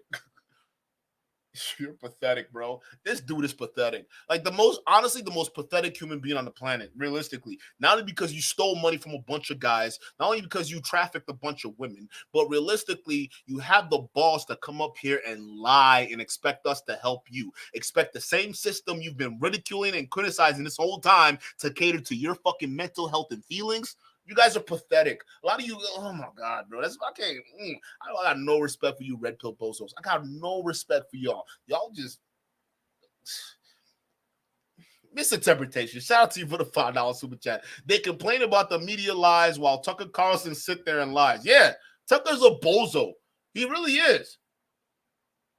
He really is. It's like you're perpetuating lies when you know the truth. Yet you're out there listening to a guy basically talk about how the media lies. You're part of that group, Tucker. Don't think he's excluding you. Do not think he's including you. Mercedes F1 fan, shout out to you for the $2 super chat. He says, how is making women do cam bad if they love you? Oh my God, bro. Shit, dude. If they didn't really want to do it in the first place, but they're doing it because they feel as though they love you, even though you don't love them, you coerce them to make them feel that way. You understand that, right? Because you yourself don't feel love for him. You understand? If you don't feel love for him, but you're telling them that you love them, that's coercion. The fact that you don't see that, I think that's a problem, bro. Like, I feel like why are you moving the goalpost? I already explained everything, bro. From the moment he lied to them, from whatever country they used to live in, to get them over to his house or one of his 7 houses they busted, because it wasn't just his mansion. They had 7 different houses, all right? One of them, which was run by another guy who they just filed charges against, all right? He had those houses, and he had 7 women in those houses alone. 7 women. So if you're saying that making women, how is that bad? How is that bad if they love you? Well, the love wasn't real if the other side never felt that way to begin with. So there's a case there. There's coercion case there. Because if he didn't say those nice things to them to make them believe they were in love, they wouldn't be there. Like, the goalposts moving is insane with these tater tots, bro. But shout out to you for the super chat, and I respect that. I mean, don't listen. I appreciate you doing this, right? And I know I'm a little harsh, all right, but I have to, because that was kind of ridiculous, bro. You're moving the goalposts. You're kind of moving the goalposts, bro. It's all bad if you convince someone to do something they wouldn't otherwise have done without your coercion. I mean, this is what it is. The truth. Shout out to you for the $2 super chat. It says, are you saying these females were enslaved by Tate? No, they were just defrauded. They were coerced and defrauded. They weren't enslaved. And that's what trafficking, it doesn't mean enslavement. See, this is why y'all need to educate yourself on a definition of trafficking. When you coerce someone to go from one country to another under false pretense, which is what the case was, that's trafficking. Now, when you're doing it to have them stripped naked in front of webcams so you can make money of it, that's sex trafficking. Okay, that's a different. I don't know what the fuck. The truth. What is going on? What are you talking about? Very interested in me being locked up without charge. They didn't seem very interested in getting me out. But you're an American citizen. Absolutely. And so you're an American passport holder. Correct. So I think the average American believes, perhaps falsely, that if you're accused of a crime in a foreign country, particularly a less developed country like Romania, you go to the U.S. Embassy and someone takes an interest in your case just to make sure that your treatment falls within, accepted standards of justice. Yeah, they came to see me, but when I was asking them what they can actually do about all of this, they weren't particularly helpful. I don't want to peddle conspiracy theories, and I've heard a lot of them. What? That's all you've been doing is peddling conspiracy theories. All you've been talking about is the Matrix. All you've been talking about is inferring that the Romanian government has this hidden agenda against you, but you can't really explain or fully elaborate what it is yet. All you are doing right now is peddling conspiracy. Stop lying. Like, the fact that y'all can't see the manipulation that he's clearly doing, it's insane. He's clearly being manipulative right now. Like, this is insane. Oh, I'm not trying to be a conspiracy theorist while listing off things like concepts like the Matrix and governments, trying to conspire against me. Do you think we're born yesterday? I'm sorry. Do you honestly believe that? I mean, what is this? Chat, what is this? What is this? Come on, bruh. What are we doing? Etc. But I wouldn't say they sanctioned it. I don't know if they had to sanction it, but they weren't particularly interested in getting me out. But at least they came to see me more than once. Who's they? Once. I mean, they kind of pretended to care. The UK embassy didn't even pretend to care. The UK embassy was, I really think they enjoyed it. They didn't. And you're a British subject as well? Correct. And this is the kind of thing, and I want to say this here, that's kind of frustrating for me, because Romania is my home now for 7 years, but I'm half British, half American originally. And when something like this happens to you, you have this longing for home. You kind of want to go home. When you end up in a jail in a country where, even though you've lived for a long time, you don't speak the language, you don't understand the legal system, going to court in a foreign language is far more intimidating than in your own language. Even imagine. You don't have a clue what's being said. You don't understand how anything works. And then you kind of have this longing for home, but I feel like my home countries hate me, and they hate me because of my message, which I believe to be a positive. No, bruh. They don't hate you because of your message. They hate you because you fled. You fled the UK before they were able to file 11 new charges against you once they raided your house and realized that when they looked into your computers, they could charge you for trafficking. You understand that? So the UK government's like, hey, I'm sorry, if he escaped us only to go to your country and repeat the same behavior and he got caught over there, keep him. Just keep him. Why not? Why should they help you? You left when they were going to file 11 new charges, and you know what? You have civil charges right now waiting for you the moment you get back to the UK. You understand that, right? The shit's not going away, and you know that. The fact that he's just sitting there, oh, my home country doesn't want me anymore, because you left before they were able to file charges against you. So before you were able to be held accountable for your actions, you ran.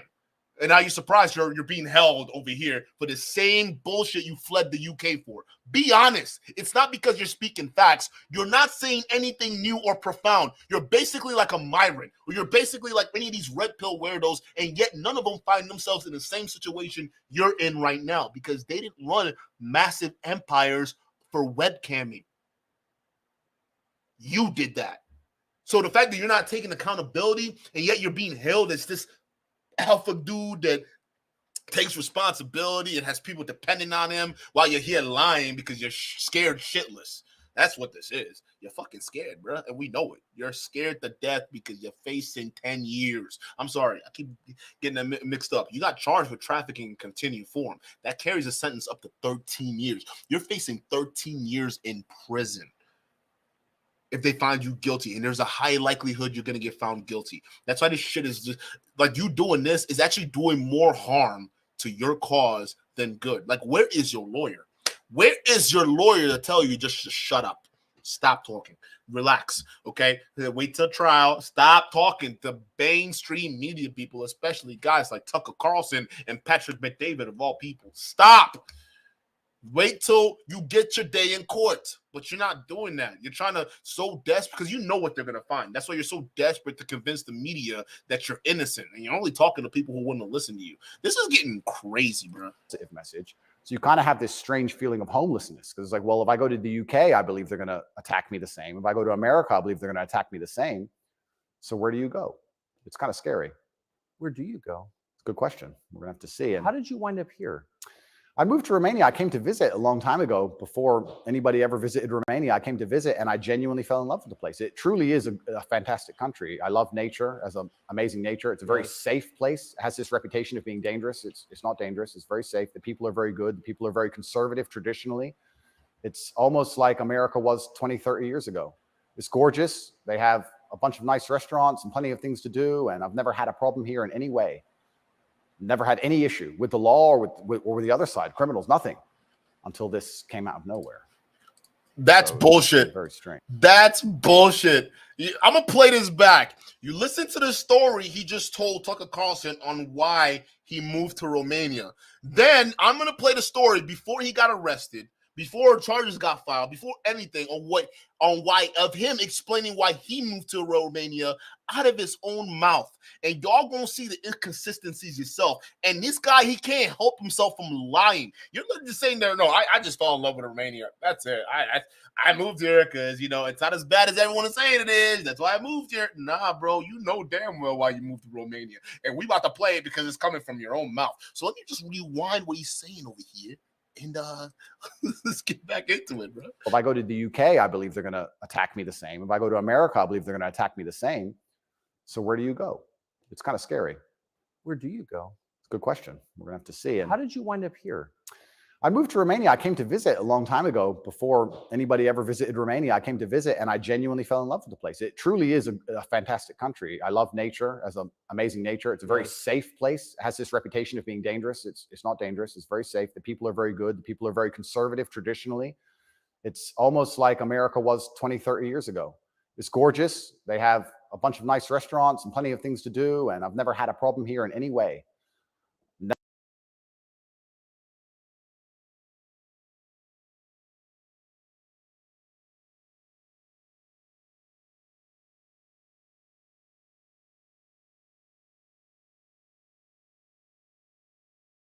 You live in Romania, and everyone goes, "Why Romania? Are you Romanian, or is your family Romanian?" Let's talk about that real quick. I know they're gonna ask, Andrew, why are you going to Romania? Can you tell? Well, what's safe for YouTube, I guess. Yeah. I was in England. I got tired of England. I had to decide to move somewhere, and I'd fought in Romania a few times, and I decided to go to. In fact, I'll tell you this whole story. All right, let me tell you the whole story. Let me tell out in public. Let's go down memory lane. Let's go down. Let me give out all my world secrets because I'm on my biggest podcast yet, so I might as well tell all my secrets. Right? There you go. So this is a long story, right? So I had the webcam business. So a lot of people are very curious about how the webcam business worked. So basically, I was sitting there after I retired from fighting, and I thought I need to get rich today. So I'm Googling up and I'm researching, like, what is money? How does the central bank? Because I thought if I want money, the first thing I need to do is understand what money is. Right. Most people don't. Wait, you just told Tucker Carlson You literally just told Tucker Carlson, well, I don't know why they would arrest me. I'm already a millionaire at 35 for stealing TikTok accounts. Meanwhile, here he is on Fresh and Fit. Yeah, before I was rich and I was fighting, I was broke and I was trying to figure out how to make money. Oh, okay. Don't know what money is. Facts. Right? How does money work? How does a bank work? Where does money come from? So I started like just going down the rabbit hole. And the more I learned about money, the more mad I got because I realized it's trash and fiat ain't real and they just burn it from the sky. So I'm like, not only is it garbage, I don't have any. I don't have any garbage. What? So I was furious, right? So I'm watching this YouTube video and they're talking about assets, liabilities, blah, blah, blah.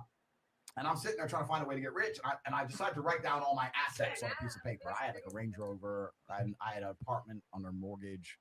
I had like 10 grand in the bank. That's it. So I'm writing down my assets. I knew I was big and strong, but I was already fighting. And then when I was writing down assets, I realized with my fight career, because I was traveling the world, all I do is because I always win, because I'm sexy. When you win, it's almost like a given, right? The ring girl's yours. When you win, you smash. Like they ain't fucking a loser. But if you win, so I had all these girlfriends. I had girlfriends in France, Slovakia, Germany, all these hot chicks.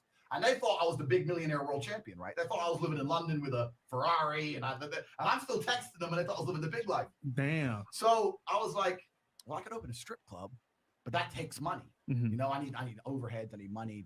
How can I use these women to make me money? I don't want to put them on the track because they're my women. I don't want other people touching my chicks. Mm-hmm. And by coincidence, I'm just Googling things up and I discovered this webcam website. And I'd never heard of webcam before. This is a long time ago as well. It wasn't as big as it is now. Now everyone knows about OnlyFans, all this shit. Like 8 years ago, 7 years ago, whenever this was, it wasn't nearly as big. And I found this little webcam thing and I was like, oh, wait, I thought you had nothing to do with that. I thought you said you just got done telling Tucker you had nothing to do with that. Now you're looking sad as fuck.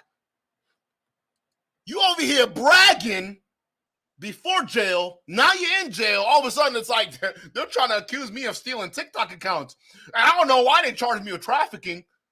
This is the UK he's talking about. Let's continue. This might be some money. So I text all my girlfriends. I think it was 5 of them. Text all 5. Said, you're all coming here to live with me and work with me. None of them knew about each other. Bro, Tristan will tell you the story. He'll tell you. All 5 flew in, picked them all up. They're all sitting there. I sat them around the same table. bro, I need to get paid. Right? I'm broke now. I'm retired from fighting. I have no money. I'm running out of money. So I put them all around the same table. And I was like, look, we're going to start a webcam business. You're going to stay. You're going to live in London. I'm going to look after you. And we're going to get rich. We're going to be a team. And they're all like, well, who's this bitch? I'm like, she's my girlfriend. She's my girlfriend. She's my girl. You're all my chicks. And you're going to stay here and we're going to make some money.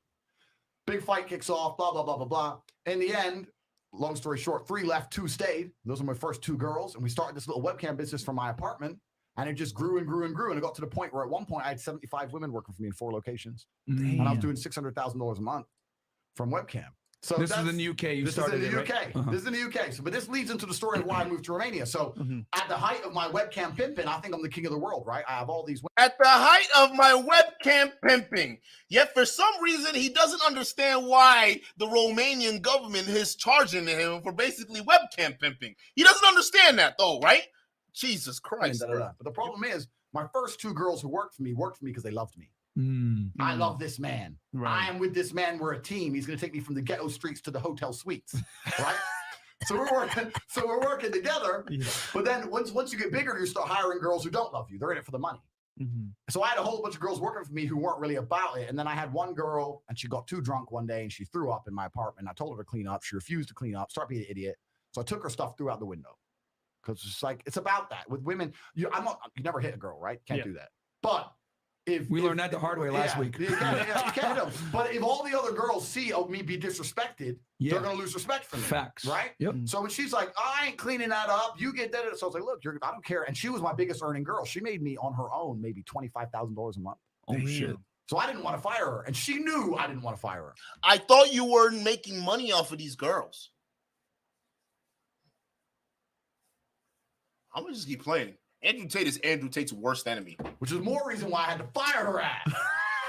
So I was like, all right, cool. You want to be a gangster? Right, you're a gangster. Got her shit. We're like high up. We're like high up, like here. It was just out the window. So throws out the window.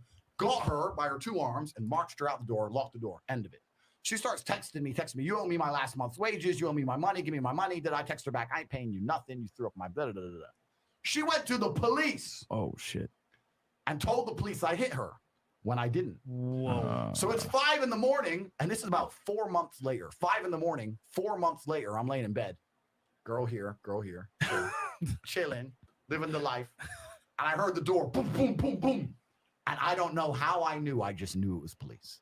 The way they knocked that door, I was like, if you were going to rob me, you'd kick the door in, or you. This is just too obvious. And as soon as I heard that noise, I just paused for a second. I heard police, and I was like, man. I was like, but I didn't know what it was for, right? But there's a few things I can't say in the podcast. I've lived a varied life. We know. I've done some things when I had to pay the bills. Right. So I was a bit like, what's this going to be? So I like flushed my phone down the toilet quickly. Boom. This shit, I'm coming. So I'm trying to hide shit. I'm looking around. Like, what do I have to hide? Eventually, the door comes off the hinges. Boom. Police bust in. Yeah. Fully armored, helmet. Boom. The guy at the back had a clipboard of me standing there after one of my fights with a world title belt, and they sent like the big man squad, like the crazy man. Yeah. All the officers were like 6'6". Yeah. The big boys came. Damn. They sent all the niggas to get you. Yeah, all the British they niggas. said the big boys. I'm standing there like, okay.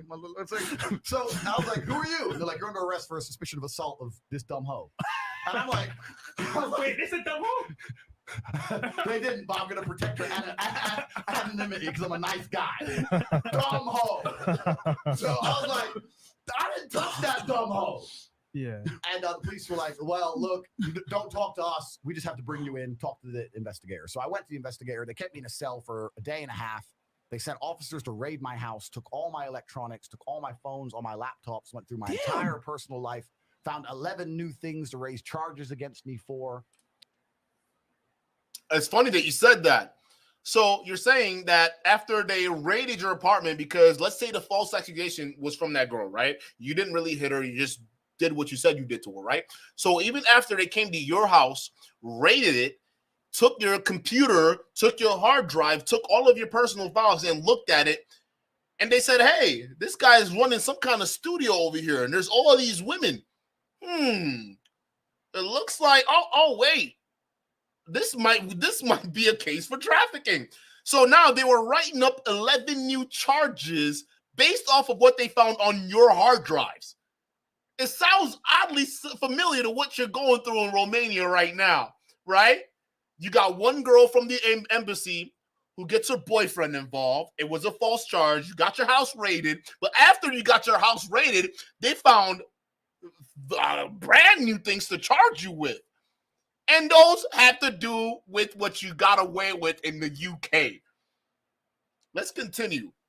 It's unrelated because the original case got dropped because she had no evidence and she was lying because all the other girls in the house went to on my behalf and testified against her. She's lying. Yeah, right. So like, okay, but we've been through his life. He has a Lambo and a bunch of pussy and he's enjoying himself. And that's not allowed in the Western world. Yeah. So we've been through his life and we found 11 new reasons to raise crap against him. So I had 11 new charges, blah, blah, blah. And I just woke up one day and said, I cannot live in this I will not live under a government that will do this to me when I've done nothing wrong.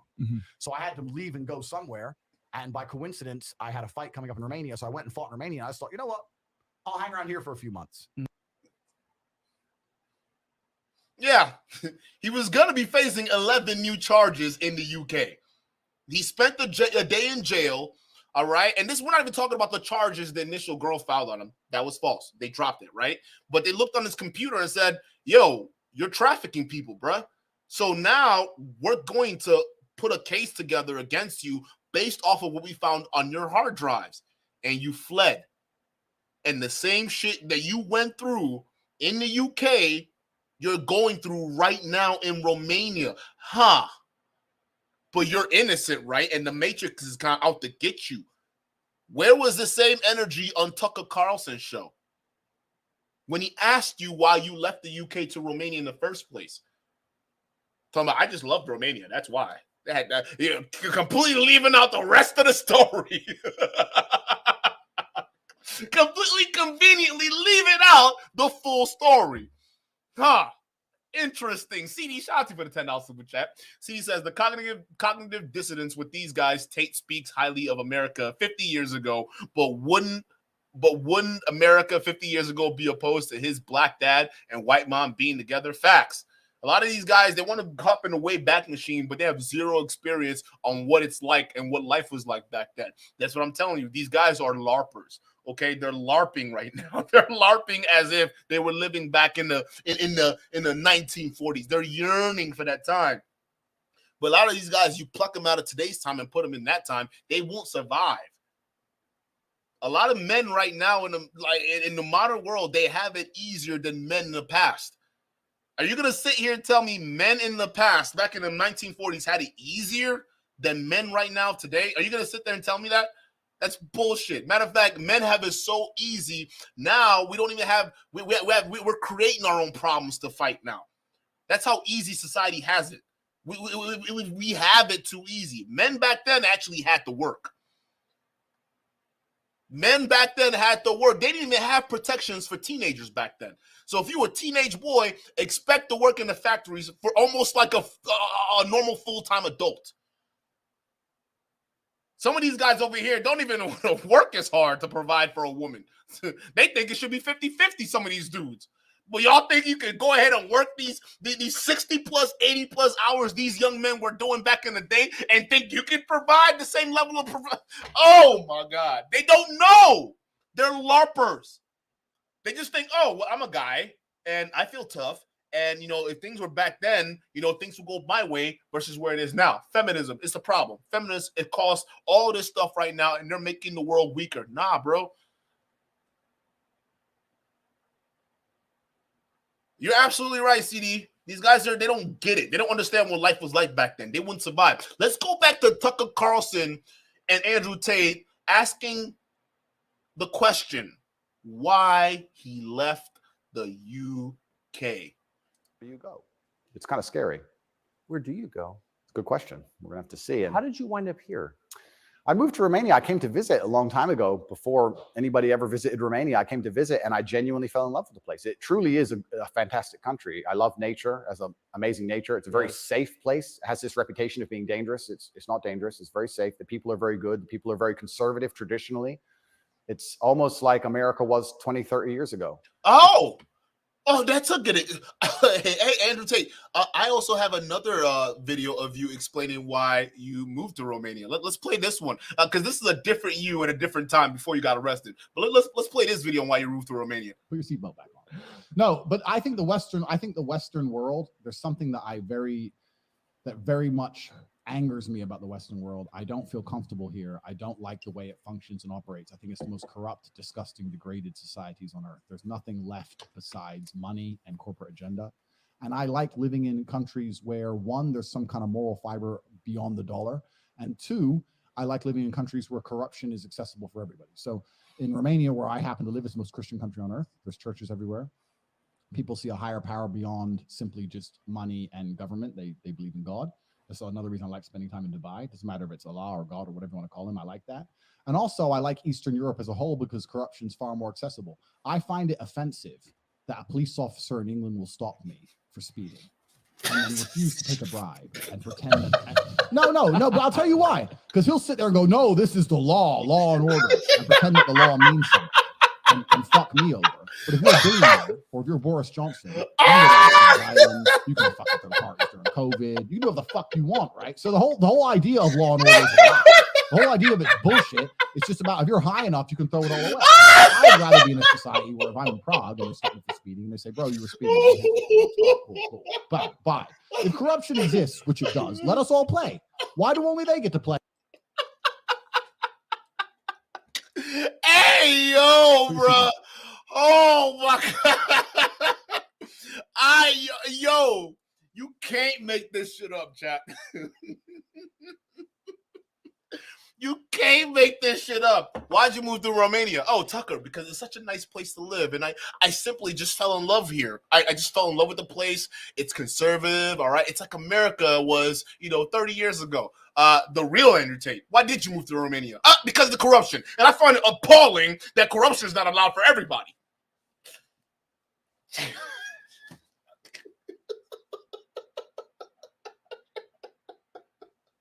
Hey, There are plenty more videos of this loser bragging about how corrupt the country is and why he moved there. Matter of fact, majority of those videos are on Fresh and Fit's channel too as well. But I find it so funny that the Matrix is after him, right? The West isn't going to help him out. Meanwhile, I thought you loved corruption, huh?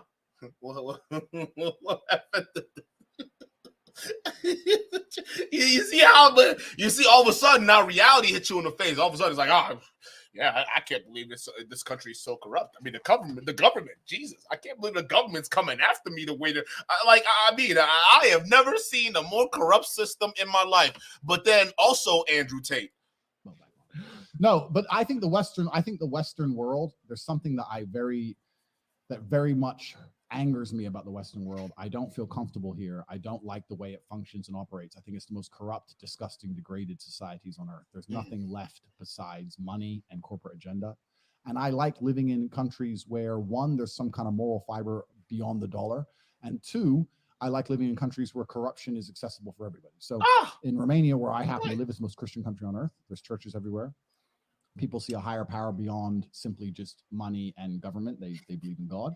That's another reason I like spending time in Dubai. It doesn't matter if it's Allah or God or whatever you want to call him. I like that. And also I like Eastern Europe as a whole because corruption is far more accessible. I find it offensive that a police officer in England will stop me for speeding and then refuse to take a bribe and pretend that no, but I'll tell you why. Because he'll sit there and go, no, this is the law and order, and pretend that the law means something and fuck me over. But if you're a billionaire or if you're Boris Johnson, you can go to Epstein's Island. You can fucking throw parties during COVID. You can do whatever the fuck you want, right? So the whole idea of law and order is a lie. The whole idea of it's bullshit. It's just about if you're high enough, you can throw it all away. That's why you went to Romania to build your own version of Epstein's Island, huh? Is that what it is? Jesus Christ. I'd rather be in a society where if I'm in Prague and they stop me for speeding and they say, bro, you were speeding. Oh, here's $50. All right, cool. Bye. If corruption exists, which it does, let us all play. So I'm sorry, where was this during the Tucker Carlson interview? Huh? Where was this during the Tucker Carlson interview, yet you want us to look at you as some kind of victim? No, the evidence that the prosecutors are using against you are from you. You can't, no matter what, you can't delete this shit from the internet. It's here to stay. There's so many videos on the internet of you basically self-snitching. It's not even funny anymore.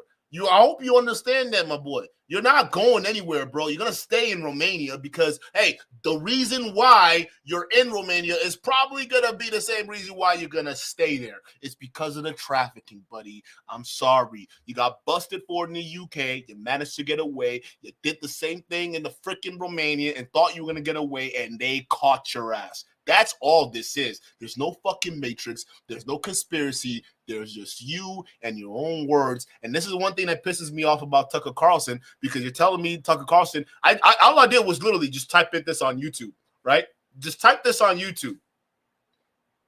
And you'll find plethoras of videos. You're telling me Tucker Carlson, someone who's been on Fox News for a very long time, a very prominent figure, previously on Fox News, I'm sorry. You're telling me he couldn't do this basic level of Google searching? I'm sorry, YouTube searching? You telling me you couldn't do this? Because it's all out there. I mean, what? This is what I'm saying. Y'all are just all left and right media. You all are disingenuous people. Even some independent medias, right? Some of you people who are leaving traditional media are coming to independent media, and you're turning independent media into what traditional media used to be. That's the problem I'm seeing right now. A lot of you fucking conservatives and a lot of you fucking liberals who are coming on YouTube and starting your own channel and spinoffs from MSNBC and Fox News, you are turning independent media into what traditional media, or at least legacy media, used to be. And I guarantee you, in the future, independent media will not be trusted because of bozos like you. Like, y'all are just repeating the same cycle. Like, y'all don't even see it, but y'all think you're escaping the matrix?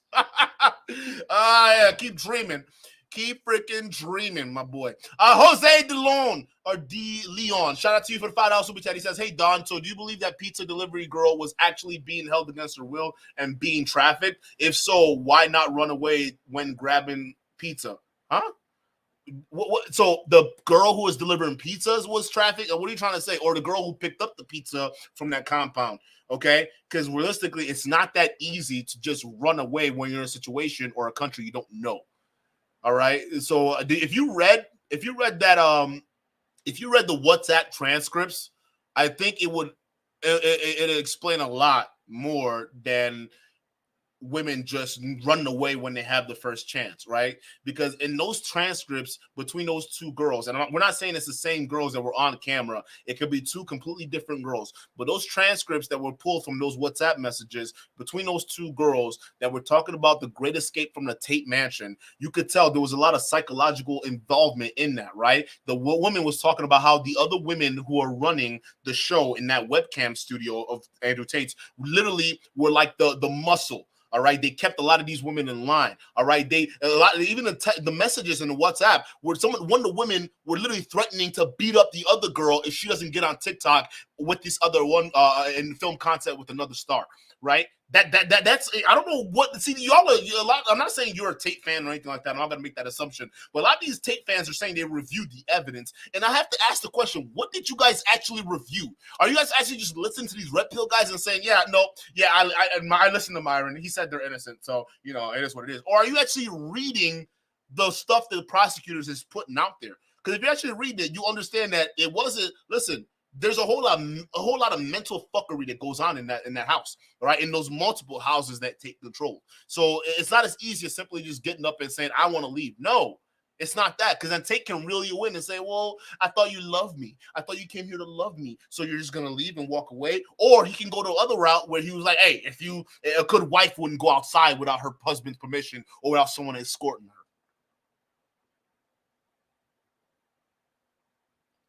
So I think there's a lot more than what you're letting on.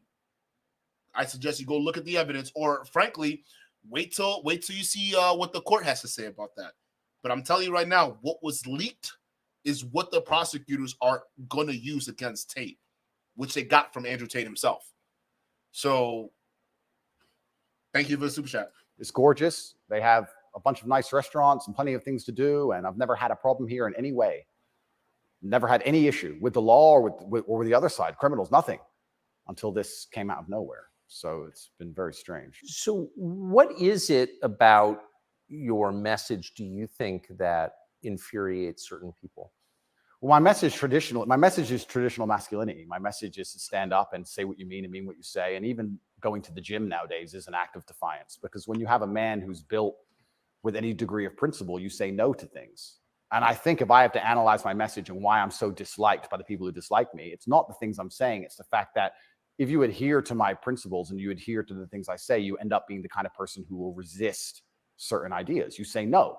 What kind of man never says no? Name a man who never says no. Men say no, right? Men wake up and say, no, I don't think that should be done this way. No, my children will not be taught that. It's no. the father's primary job. Absolutely. So when you say to men, listen, you're allowed to have an opinion. You're allowed to have standards. You're allowed to have boundaries and barriers. You're allowed to get up and become important and work hard and try hard and become the kind of man who can't be controlled. Then you're seen as an enemy. And especially with the massive influence. That's okay. Listen, what he's right about. Listen, when the media you can't deny it, there's a very anti-male sentiment coming from the media, right? And you can't deny it. And I would say it's like anti-all male. It's actually typically against white males. There's a lot of white male hate in the media. Just that, like, a lot of white men are screaming about it right now, that they formed a red pill, and then the red pill incorporated a lot of black conservatives and black folks. So now we think all men are being attacked like that. Black folks, I think our situation is separate, and I think it should be treated as such, separate from the mainstream problem. All right, just because you white dudes are having problems with your women and you can't get them in line with feminism, don't mean it's a black guy's problem. But what black men need to deal with is a completely different issue, because not only are we dealing with the systemic problems, but we're also dealing with the massive generational gap that was left. All right, when the other dominant culture basically took advantage of the the opportunity that were there on the table that wasn't there for the respective groups. All right, so I think our struggle is different. That's why we need to keep our conversations about black families separate from what these fuckheads are talking about, because their family structure and what the fuck they're putting out there, it's not working. It clearly isn't, because their women rebelled and started feminism. All right. Feminism isn't a unique black women thing. It's just that black women got adopted into the whole thing. Feminism is white women having problems with white men. Red pill is the answer to feminism.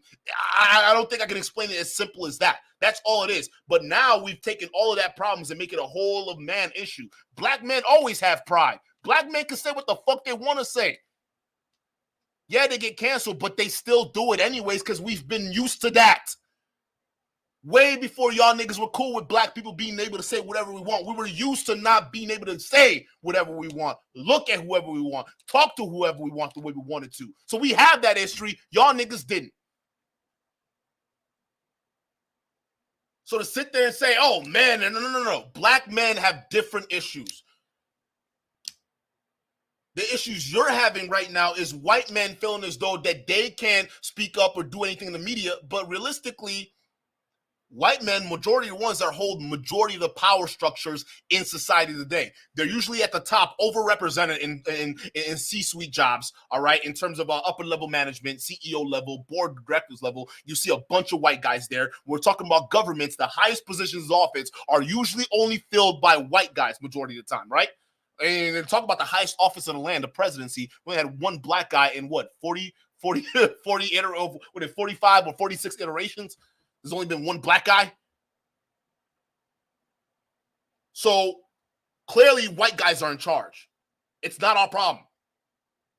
It's the men ruining shit for other men. What are you going to do about it? Where's your lobbying group, Andrew Tate? You know that at the end of the day, it's all about money, right? Where's your money? Where's your lobbying group? $5,000 is all it costs to get a good lobby. That's it.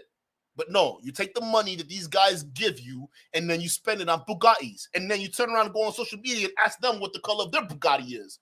Well, from where you're sitting, it looks like prison. You fucking fucked up. Like, look at this guy. You're trying to all of a sudden portray yourself like you got some kind of principles. Yeah, you're dealing with the two dirtiest industries, sex and gambling, you fuckhead. And you're here to save men, the sex and gambler over here. Okay. Influence I've gained, I think they look at me and go, he's helping men resist to slave programming. We don't need him around. We need to empty their brains so we can inject the slave programming and convince men to be eunuchs, because once you're eunuched, then you're not a threat. I think I buy that, because your message, I'm not the world's expert on your message, but I've seen a lot of it, and it's not explicitly political, actually. No, it's not political at all. And their original attack before this Matrix attack is they weaponized virtue, which is what they usually do. There's no genuine virtue inside of these people. They weaponize virtue. They find a virtue and they turn it into a bullet and they shoot at you. I'm sure you know very well. Yeah, I've heard. Yeah. I was a misogynist for the longest time just for saying that men should have standards. If you tell a man he can have standards in a relationship in any way, you're a misogynist. It's actually very interesting because what does that mean to have standards in a relationship? But this is the thing that's so interesting about it, because they've gendered the argument when I never did. I said as a man, you shouldn't have a girlfriend who is a liar and a cheater, and you also shouldn't have male friends who are liars and cheaters. You shouldn't be around dishonest people, yes, male or female. Amen. And amen. He's saying amen while he's sitting next to a lying, dishonest man. Like, Tucker, you're a fucking tool, bro. More deep, shout out to you for the $2 super chat. He says, how do you escape a pimp that has your passport? Facts. But these guys aren't thinking about it like that. They're thinking, see, a lot of these guys, they're boneheads, all right? These tater tots are boneheads. Their ideas of trafficking is if you got to be enslaved or in chain and, you know, you're being trafficked across a border in a dingy bus, you know, being moved around by fucking trafficking mules and shit like that, right? Then, yeah, that's what they think. Because a lot of times America suffers from the Hollywood effect. And I don't think a lot of people understand that. And I've been saying this for a long time. Well, not on social media, but I've been saying this amongst my friend group, right? I tell people all the time, America suffers from the Hollywood effect. And the Hollywood effect is if they didn't see it in a movie or a TV show or one of their favorite TV shows on one of their favorite streaming channels, it didn't happen. That's how addicted we are to the media. Right? A lot of times they're trying to escape the media, but all these guys keep referring to as examples are people in the media, right? They're using celebrities, they're using some of these actors and all this stuff. They're using their lives as an example, right? Whether their lives are doing well or not doing well, they're always referring to celebrities, right? When it comes down to spewing certain things, they're referring to certain movies and certain characters and things like that, right? It's actually to the point where a lot of these guys don't realize how far the brainwashing that the media has done. They don't know that. And it's not the type that Andrew Tate's talking about, because he's part of the problem. But I'm talking about the real brainwashing, the Hollywoodization That's even a word. It's not. But the Hollywoodization of America. All right.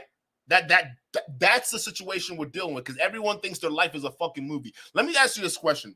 Have you ever wondered why a lot of Americans try to think that they're like a main character in some kind of movie? You understand that? And maybe most Americans don't even think that they're the main character in their own movie. But a lot of these guys move around in this country like they're some kind of character in a movie, right?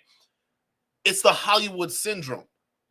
I remember talking to a guy on, I remember I was going back and forth with him on Facebook, and I was telling him that, like, I was actually explaining to him the slaves that were going on, the slavery that was going on in Libya, right? Because he didn't believe that Obama was the cause for that, right? And I was telling him, no, Obama caused slaves to happen in Libya. He went in and fucked up the country, right? He killed Gaddafi. That's what happened, right? They're like, no, you only see that in movies. That's not happening in the real world. That's legit what a dummy said to me while I was going back and forth. And I was sitting there texting. I'm like, what?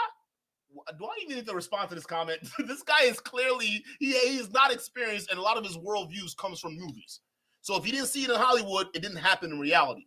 And that's why Andrew Tate feels comfortable to come up here and use a Hollywood movie, The Matrix, as the basis of the corruption charges that are against him. I'm sorry, not corruption charges, the trafficking charges that are against him. It's The Matrix.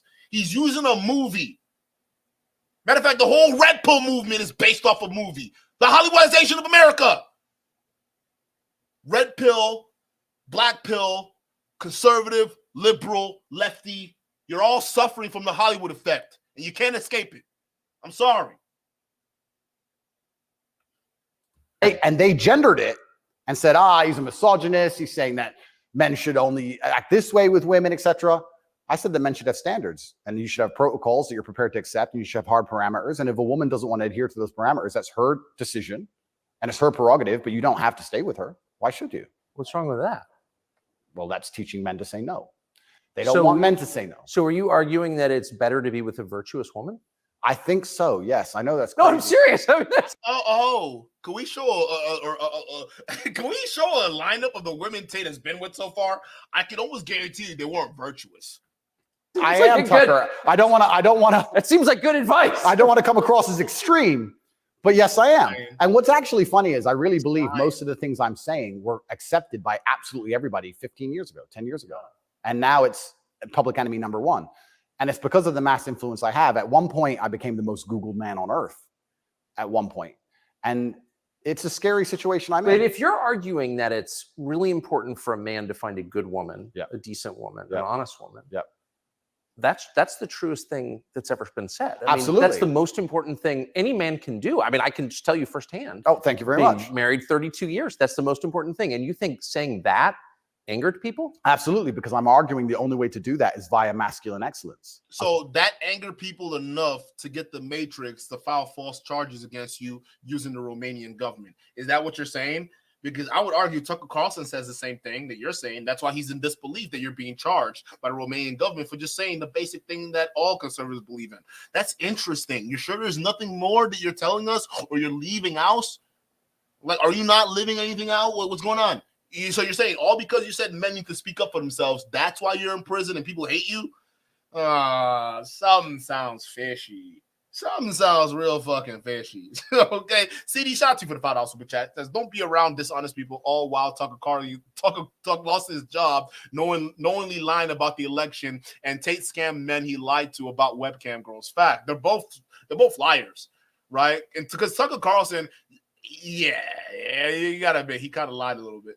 He kind of lied. Even that video he got, it was edited. All right. The last video he posted before he got canned, it was edited. All right. It didn't fold so but to be fair, both the left and the right were lying about that situation, but it was edited. All right. But I find it just very interesting. We got two liars talking about how they didn't want to be around liars. Chat, I love y'all, man. Y'all are the best, bro. Let's keep going. I'm saying in the world we live in today, it's hyper competitive. And if you want to be the kind of man that has the choice of women to choose a good one, you need to be an excellent man. It's no longer acceptable for you to just be an average Joe or below average. You have to get up and you have to work hard and you have to be smart and interesting and you have to be charismatic and make some money and be in good shape and you have to try very hard. And unfortunately for them, if you follow that path as a man and you become successful in those realms, you end up being the kind of person who resists enslavement. You become the kind of person who wakes up and says, no, I don't believe in that. That doesn't make sense to I me. can't imagine a better message than that. If you want a good society. So then you have to argue and sit and say, do these people want a happy, functioning society, or do they want something else? What do you think? I think that I would never kill myself. And I also just throwing that out there. And I also think that when you want to conquer a society, you kill the military age males. That's what you do. That's the first thing they've ever done. They walk in and all the men have to have their throats cut. They can't perhaps do that, but they can certainly cut your balls off. And then you can't resist. And I think there's certainly a movement to ensure that there's very little resistance left inside of the number one demographic, which is required to resist oppression, which are military age males. And they don't want those kind of people waking up with any kind of self-respect or standards, or to say, no, I don't accept this. I do not need a 9th injection. They don't want that. They want you to sit and say, I don't need it, but the news said so, so oh well. That's not true. Matter of fact, there are members of the U.S. government right now that are complaining about why a lot of these military age males are unfit for service, because they're literally not fit. They're fat as shit. Like, what are we talking about? These same boys would rather play fucking video games at home, all right? And I'm not saying anything bad about video games. I'm just saying they would much rather do that than get in shape to defend the country, or even defend, all right, against the citizens against criminals by joining the police force, all right? Most guys can barely be fit enough to make it to the police force, get home the military. Yet, you think, bruh, you literally are way behind on the curve on this thing, all right? And realistically, it's not the fault of the media or society. Society is always gonna feed you what society is, what's the dominant culture at the time. It starts from home. It starts from home. A lot of parents don't want to admit they dropped the ball when they're raising their kids. Now we got a whole generation who are being raised off of iPads. They have to sit there and listen to this bozo talk about how men ain't men anymore, but it ain't really even them. It's the parents' fault. Men and women, where's the responsibility? We're not talking about that. Instead, it's all encompassed under this vague authoritarian type of hidden hand that's instrumentally convincing society that they should all be gay. Right? The gay agenda. That's the main thing that these guys are fighting against. Again, only 4% of human beings in the entire fucking planet, only 4% of human beings are gay. Compared to the rest of the population, over 7 billion, 4%. Compared to the rest of the world, that's hardly a problem that people should be focused on. The problem that people should be focused on is energy, infrastructure, economics, health, the big fibers that really make society work. Those things we should focus on because they are in disarray, not gays and abortion and things like that, right? Maybe the birth rate, yeah, we got to talk about that, yeah. But realistically, the Western countries already doomed themselves, okay? It is what it is. All Western countries are facing this issue, so it is what it is, right? But realistically, those shouldn't be the issues. The issue should be how can we get our economy and things like that bustling? Maybe we should reduce the dependency we have on China, right? You ever thought about that? How about we reduce the dependency we have on certain countries, right? Maybe we should start figuring out how we should reinvest our energy resources, right? Instead of gas and all these fossil fuels, maybe we start looking into nuclear energy. Right? I've always said this. Nuclear energy is the future. Because think about this, right? America is sitting there trying to convince you that you should stay away from nuclear energy, right? They have a media marketing campaign to tell you that the nuclear energy is bad, all right? Don't focus on that. Meanwhile, they have nuclear subs powered by nuclear reactors that can go indefinitely underwater for almost 25 years before they need their rods changed out. They have aircraft carriers that can sail the Pacific Seas, the Atlantic Seas, all 7 seas, nonstop indefinitely using nuclear reactors. All right. It not only powers the ship, it powers the heating, it powers the things that you use for food, all of that. So the U.S. government's already telling you that nuclear power, it has some benefits to it, but yet You're being convinced by the real propaganda that that's not an energy and resource that you should invest in. Why? Because you got oil tycoons that don't want that fossil fuel, that sweet, sweet money from fossil fuels going away. And guess who else loses out? The military-industrial complex. They lose out if we move over to nuclear and we stop fighting over wars on oil. You understand that, right? I could even get hurt talking about this kind of concept. This is the real conspiracy, not the bullshit. Oh, men need to go work out. Men need to be better. Nah, fuck all that. We need better energy infrastructure. Let's talk about that. Huh? Where is that at? But people who invent machines that can power off of hydrogen, that can power off of nuclear, they get arrested. They get their projects confiscated, and then some of them, they disappear. Yeah, you over here talking about boys and girls and relationships, and you think the government cares about you? Get off the fucking high horse and face the goddamn music. A lot of y'all are still sleeping. There's shit that we can have right now that can advance society to new heights, but we can't get it because there's a real conspiracy to stop us from progressing, to stop all society from progressing. Instead, you got politicians and agents like Andrew Tate to come out here and tell you that the real problem is about gender and society and all these different things. We can't even secure our own energy right now. I guarantee you, we move over to nuclear, war stop. Middle East loses power. You'll have peace in the Middle East.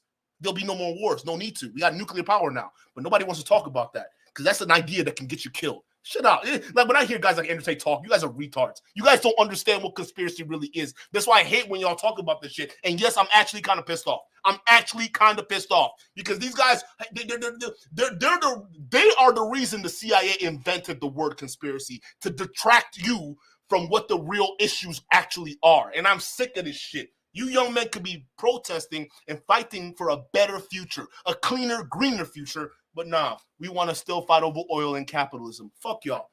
So in the one interview that you and I did, you had a line that I've been thinking about ever since. I thought it was so interesting. I never thought of it before. You said that a lot of people went along with the vax, and that you didn't judge them because facts change. But now that we know that a lot of what we were told was wrong and some of it was a lie, it is a requirement of your own dignity, of your own self-respect to say so. Completely. And people should apologize. I really do believe. And I have nothing against the people who fell for the propaganda, fell for the programming, and took the vaccine. Yes, I agree. Fine. But you should wake up and say, I was fooled. I've learned my lesson. I will not be fooled again. But if you were fooled by the MSM and took the injection and you continue to be fooled and you've not self-reflected and you've not realized that they lied to you the entire way and you now believe the new bunch of lies that are all over the television, then there's something wrong with you. Or you don't care that you were lied to. You don't care that you were lied to, because I think a lot of this is actually genuinely cowardice. I think it's a very easy worldview. The life is easier if you accept the news tells the truth. Yes. Everything they want me to believe is true. Everything's nice and simple. Good guys, bad guys, doop-de-doop-de-doo.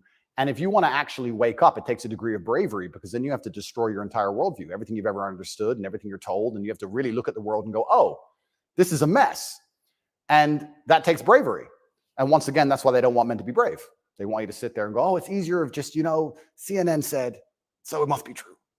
And it's cowardice. And they're trying to instill cowardice in all of us. That's what they're trying very hard to do. And I think even just me as a person, the people who hate me, my detractors who dislike me so much, even if I say nothing, I just turn up, big, bald, strong, fast car. It's just me. I'm like the enemy to them, because I symbolize men who don't comply, and not don't comply in a negative law-breaking way, but don't comply if we don't agree with that or we don't see common sense in that, we're going to politely decline, and that's simply not allowed. What's it like to have the prospect of prison hanging over you? I think that I like to believe that this is a test from God. I like to believe that if you become the most Googled man in the world for saying that you have don't you mean Allah? Huh? A test from God. Don't you mean Allah? I'm sorry. More deep. Shout out to you for the $5 super chat. Says the Matrix films were made by the Wachowski sisters, not RP persons.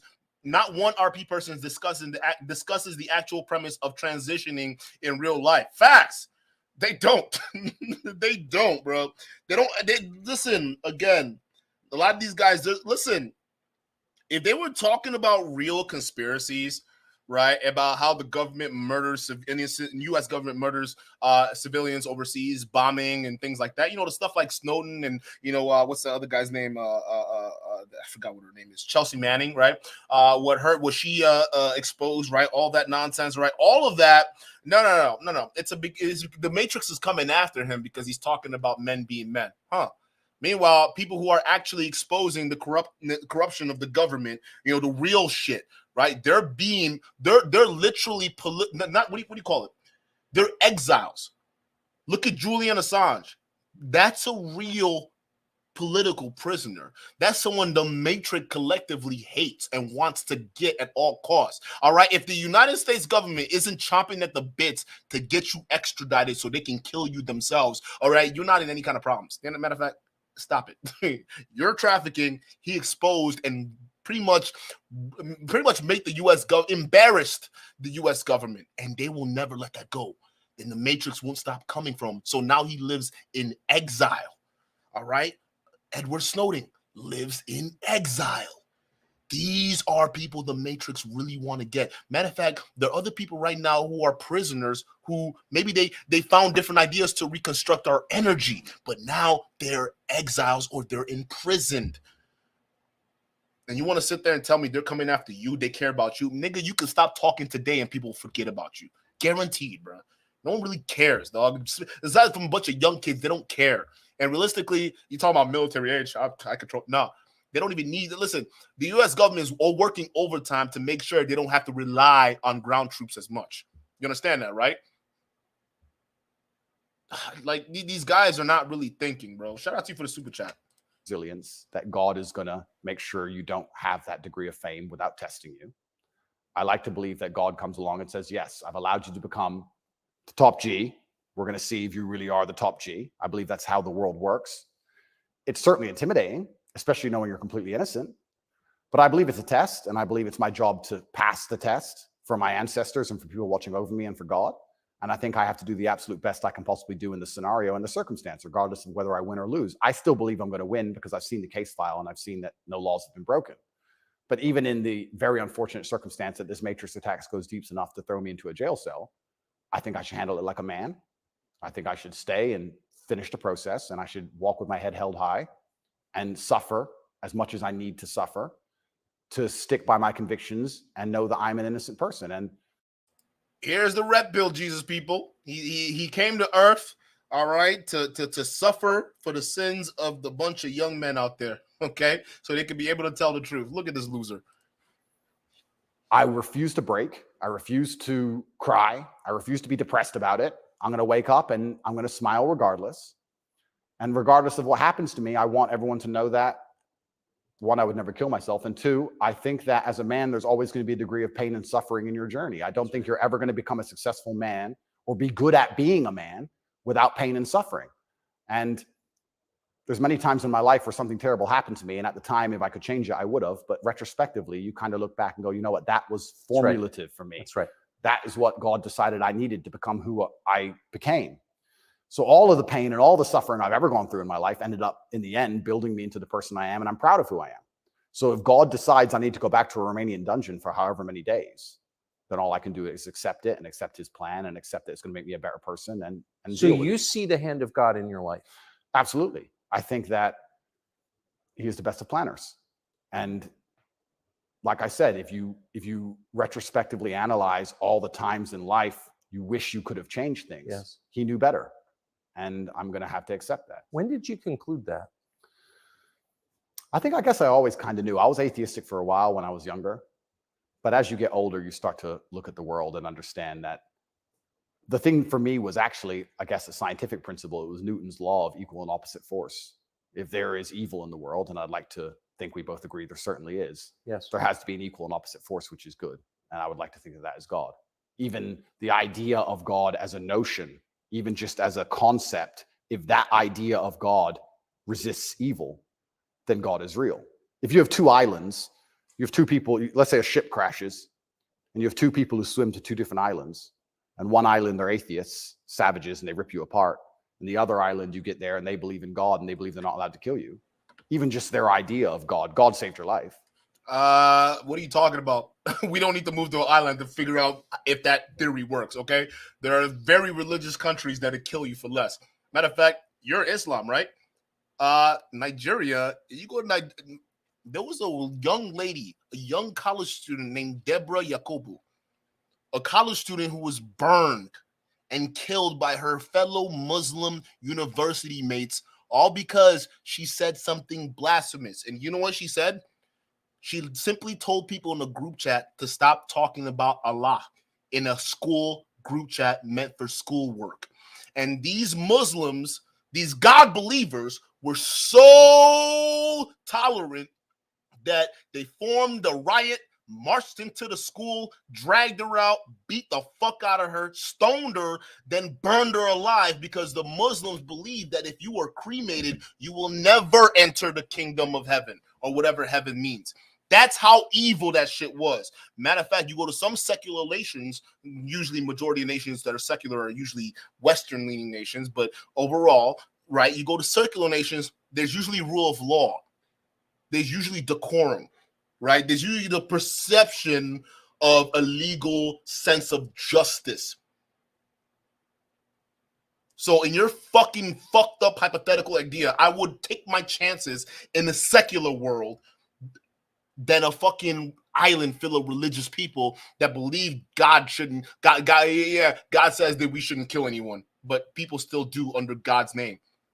Shut the fuck up. You know nothing of religion. You know nothing of how people view and interpret religion. You're just saying this shit because it, like, all this shit just, like, it irked me, bro. Like, it's just weird. Like, just him just coping so hard. So I think even just the concept of God in and of itself, if enough people believe in it makes them do good, then God must be true. And that's the equal and opposite force to the evil of the world. And this is how I view it. So I don't see how anybody with a conscience cannot believe in God anymore. That's such a profoundly different worldview from the one that we're presented with, I think. Yeah. That, do you think that's maybe the division in the West between people who see those forces at work and those who don't? I think the West is actually split between people who think and people who don't think at all. I think the people, there's no such thing as these two opposing worldviews. I think people believe there's worldview A and worldview B. I disagree with that. I think there's worldview A, the good guys, which are primarily people who do believe in God, do have parameters, do believe in standards, do believe in self-respect, do know how to say no. And there's worldview B, which changes day by day, based on what they're told, which means they have no real worldview at all. They just repeat. And they have no standards and they have no parameters. There's nothing you can tell them that will make them wake up and go, that's wrong, because they have no inherent morality. So you can literally, you can say bestiality is accepted and encouraged now. It's good for you because for climate change. And they'll sit there and go, oh, for climate change, oh, well, off we go. And they'll just do it. So I think you have a camp of people who think, and you have a camp of people who repeat. And I don't think there's actually the opposing side to the good. I don't think function as a thinking populace at all. I think they simply repeat. It feels like the conflict between those two groups is getting more intense. It's certainly getting more intense. And it was interesting for me because, and I want to be an optimist, but I lost so much faith in humanity during COVID. If you would have told me how COVID would have gone down before COVID, I'd say no way. Now we got to head to the COVID conspiracy, because this is one of the Red Pill's biggest conspiracy talking point. Great Pill Pot says, shout out to you for the $5 super chat. He says, salute to the chat and panel. Shout out to you. Shout out to the chat. Shout out to the members, especially. Welcome to the stream. Don't forget to hit the like button because we need likes, guys. Get the likes up, please. And yeah, I appreciate that. Thank you so much. Misinterpretation says, Tate, you need a good bottom B word. What's wrong with that? Facts. He has a bottom bitch, and she was 15 when he found her. Yeah, let that sink in for a bit. What Deeb? Shout out to you. I think I already read this. B2 Cool says, tells me for the $5 super chat. He says, talk that motherfucking shit, bro. Shout out to you. Bro, I hate it. Because, like, listen, there are actual conspiracies out there that are true. All right. And it goes on. There are people that disappear every day. People who are not even as known as well known as Andrew Tate, right? The bullshit that fucking Edward Snowden, who's still living in exile. All right, Julian Assange, who is still living in exile. All these other people who actually did things that benefited united society, right? Because if it weren't for these guys, we wouldn't have known that our government was doing corrupt shit overseas. Instead, we would have sat there and believed the media propaganda that, yes, American soldiers are out there to spread democracy and, we're definitely not killing civilians and people. No. It's all the other bad dictators. No. They expose that. They say, hey, we're drone striking fucking innocent civilians. Obama sent a bunch of people to a village and killed a bunch of people. That's crazy. Like, we need to expose that. And what the government do? They said, fuck no. And then we even talk about situation. And when it comes to energy, I want to talk about energy because it's a very important thing. We're fighting wars overseas over oil because our dollar's pegged to it. But realistically, if we move to a different source of energy, all that shit stops. Yeah, the United States won't be as powerful as it was economically speaking. But yeah, all these oil tycoons and all these politicians that are being financed by oil money, they wouldn't have the same power. Maybe they'll move and switch camps to certain things, but it'll be a different world, guaranteed. But we don't want to talk about that. The only conspiracy we're talking about is about the media is trying to gayify everything. They want everything to be gay, right? That's what they want to do. COVID, yeah, they want to control you with COVID. Meanwhile, COVID's over, right?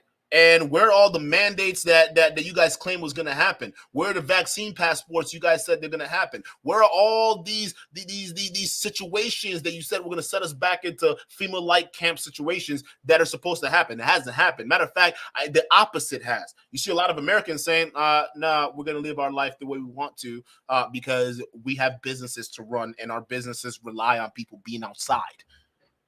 These guys are part of the problem, yet they're claiming they're a solution. And people who listen to them, they're just dumb. Like, I don't know what to tell you. If you take them seriously, you need to take a good hard look at your life and figure out where that's going. We're not that bad. Like I thought the people aren't that dumb. But when I experienced COVID, it's actually scary. You see how the Nazis managed to do what they did. You see how they managed to put people in concentration camps. You see it. And I had a very unique view of COVID because in the first days of COVID, when people were falling over in China and the Italian hospitals were overrun, at the height of the panic, when most people believed, because it was the very beginning, early stages, my brother and I had a very logical conversation and said, we're two military-age men in very good physical condition. If we die of this, the world's over. If it can kill us, it's zombie apocalypse. So why are we going to live in fear? So we found the only two countries that were open, which were Sweden and Belarus. We had just been to Belarus. This is before the Ukraine war. We'd just been there. We decided to try Sweden. So for the first 3 months of COVID, during the height of lockdowns, when Florida was closed, when it was absolute, I remember. Yeah, when it was the craziest lockdowns globally, me and Tristan are in Sweden in absolute freedom. They had no restrictions, no masks, no vaccine passports, no social distancing. Nightclubs are full. Lunch restaurants are open. Perfectly complete normal society. Nobody talks about this anymore. Nobody talks about, wait, Sweden never did a thing. Everything functioned perfectly fine the entire time. And they don't have it. Where's their mass? Where's their illness of their winter of severe illness and death? Yes. They never had one. It's a cold country. Never had one. So we were living in Sweden, living completely normal lives, seeing the internet and seeing this insanity. And we're like, well, surely if we just put up a few videos of us partying in Sweden in nightclubs, this will wake people up. People ignored their own eyes.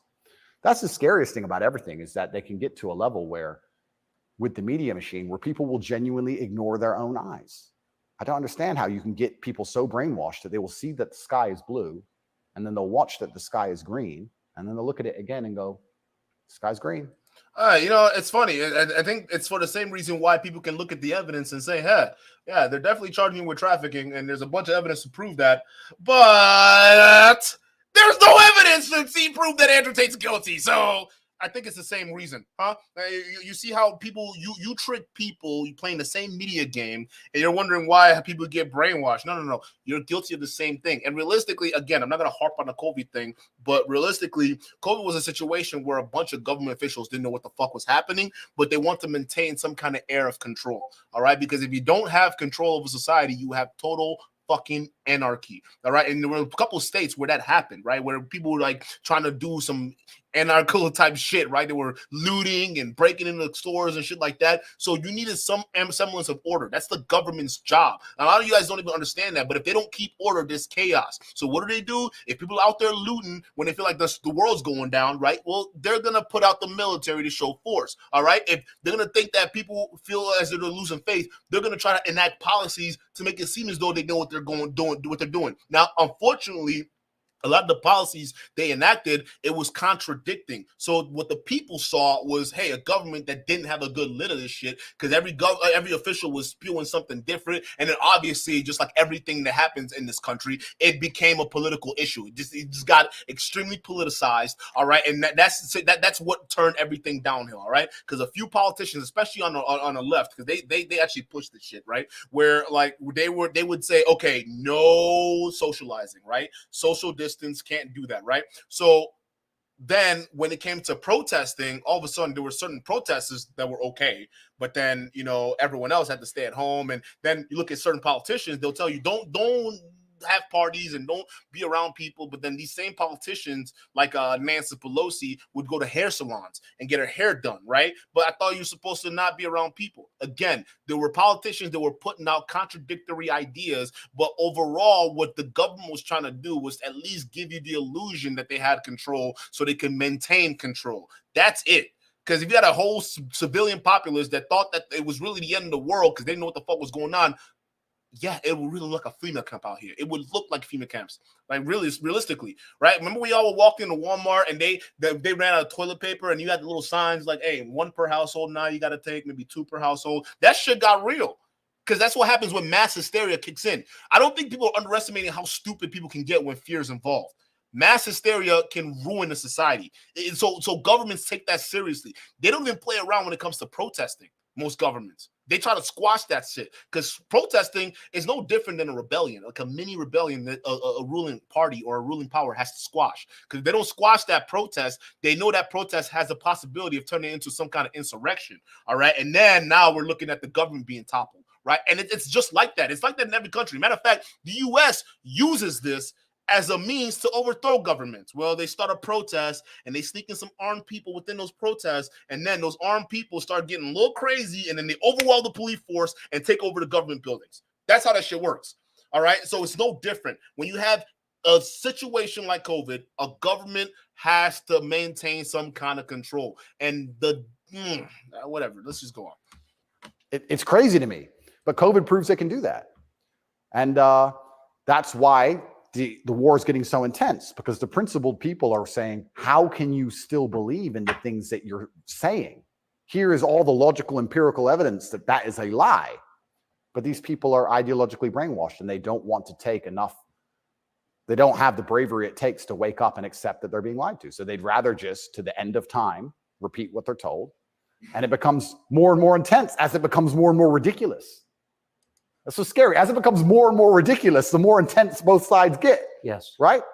So what the future holds, I'm not entirely sure. But I like to believe, even my current charges, I found solace when I was in jail, that the thinking people are looking at this going, something about this doesn't seem right. Well, I mean, misinterpretations with the facts. Shout out to you. Yeah, Sweden was a country with their rates were crazy. Their rates were ridiculous, bro. their COVID rates were insane. Now, where the disconnect comes into play is that a lot of people didn't know who would get seriously affected by the bug, right? And it was a lot of older people or people who were young, but they had immune disorders or they had pre-existing conditions, right? So when you had young people die, they usually had pre-existing conditions, and usually overwhelmingly the people who were on ventilators were older people, right? So it's one of those things that people didn't realize that, like, these European countries, they were going through it when some of them had these open policies of, we're gonna have these lives. Yeah, their infection rates were through the fucking roof. All right, not saying their death rates were crazy, because the percentage of people that died from it were different from the people that got affected. Yeah, a whole lot of people got affected, but it was a different story when we come talk about the death rates, right? People died. Don't get it twisted. People died, but it wasn't as crazy as how many people got infected. All right, and the people who had symptoms from being infected, it was crazy. All right, but these guys don't want to talk about that. No. Well, they opened it up in Sweden. They were fine. Okay. All right. B2 Coach, out to you for the files. He says, speaking of protesting and destruction, take a look at France. Facts. That's why the French government is doing the best they can to get out of the thumb of the United States. Because France, I would tell you this, just getting a slightly political, but France is going to pretty much go the way of seeking autonomy, political autonomy, away from the United States and the rest of the collective West. I wouldn't be surprised if France leaves the European Union, like Brexit and all that bullshit, right? I wouldn't be surprised because a lot of first of all, I'm not surprised about the protests in France because French people were literally the ones that started the first revolution against the monarchy. So these niggas are known for protesting. That's literally ingrained in their culture. All right. But secondly, yeah, they're extremely pissed because a lot of European countries don't want to admit they're just vassal states of the United States. And I know some of you guys are European, don't take it the hard way. It's not, y'all know a lot of the policies are not geared towards helping the people of these European countries. It's geared towards benefiting that of the current dominating empire, which is the US. It's hurting the French people. It's hurting Germany, the German people. It's hurting a lot of these European countries because their energy costs are insanely high. All right, their economic costs are insanely high. They're being squeezed left and right, and now they're protesting. And the French government knows that, hey, listen, we need cheap fuel.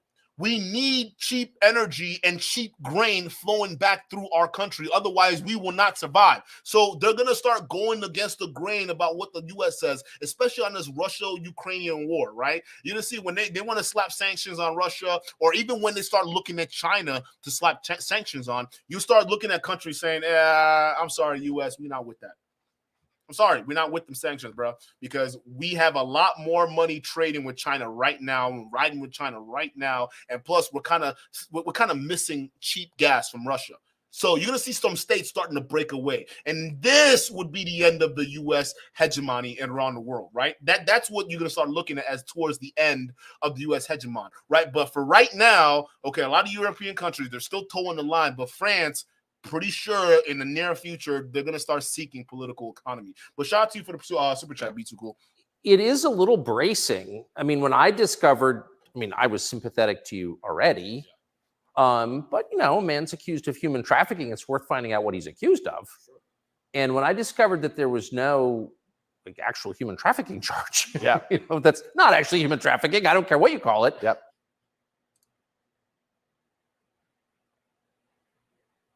This nigga just said there's no human trafficking charge. Tucker Carlson, you did the research and you found no human trafficking charge. God damn it! These people, bro. You can see the grift right from their faces. Wait a minute. So what did there was no evidence, I'm sorry, there was no accusations of human charges. What did the Romanian government charge him with then?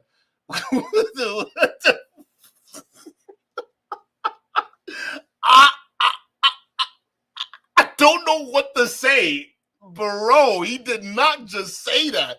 Tucker Carlson did not just say this shit right now. That is a lie. But these people are ideologically brainwashed and they don't want to take enough. They don't have the bravery it takes to wake up and accept that they're being lied to. So they'd rather just, to the end of time, repeat what they're told. And it becomes more and more intense as it becomes more and more ridiculous. That's so scary. As it becomes more and more ridiculous, the more intense both sides get. Yes. Right? So what the future holds, I'm not entirely sure. But I like to believe, even my current charges, I found solace when I was in jail, that the thinking people are looking at this going, something about this doesn't seem right. Well, it is a little bracing. When I discovered, I was sympathetic to you already. But, a man's accused of human trafficking. It's worth finding out what he's accused of. And when I discovered that there was no actual human trafficking charge, that's not actually human trafficking. I don't care what you call it. Yep. You weren't buying it, even accused of buying and selling anyone. Then the next conclusion you inevitably reach is they don't like the guy. They don't like his views. Which is fine. They're going to send him to jail for that. Yep.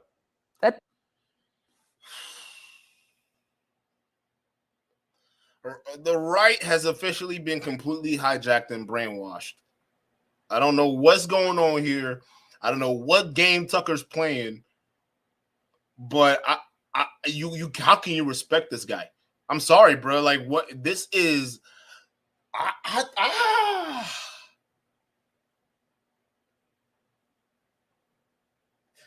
Yo, this is genuinely kind of frustrating, chat. I'm not gonna lie to y'all. CD, shout out to you for the $5 super chat. There's so a man who, without remorse, scammed millions out of lonely men gets to talk about how he lost faith in humanity. How am I missing something, Duke? You're not, CD. You are not missing nothing, bro, because realistically, you're right. We just see a bunch of hypocrites talking right now, and I just find that interesting. Even Tucker Carlson coming to this point saying there's no charges against Andrew Tate, and yet y'all are the ones that say the media is the one trying to fuck y'all over. I'm just as confused, bro. I'm just as confused, bro. I don't know what I'm hearing. The fact that they just said there's no charges against this guy. Okay. That does seem like an escalation. Absolutely. But if they don't like your views and you're inspiring millions of people to resist slave programming, you become a threat. Like, they discuss me. But you can't send a guy to jail because you disagree with him. You shouldn't. But even before I went to jail, the members of parliament in the UK were talking about me and what a dangerous role model I am for young boys. So they launched this initiative inside of British schools to ban me. My name can't be said inside of any British school. And members of parliament were standing up in parliament saying, Andrew Tate is dangerous. He's encouraging young boys to have misogynistic views, because I'm literally telling young men to go to the gym and to stand up. No, bro. You sold a program teaching men how to be internet pimps. I can't figure out anything that's worse for men in society than what you did. You've done way more damage to masculinity than good. You are a piece of fucking turd, bro. I hope you understand that. You literally sold a course called Pimping University.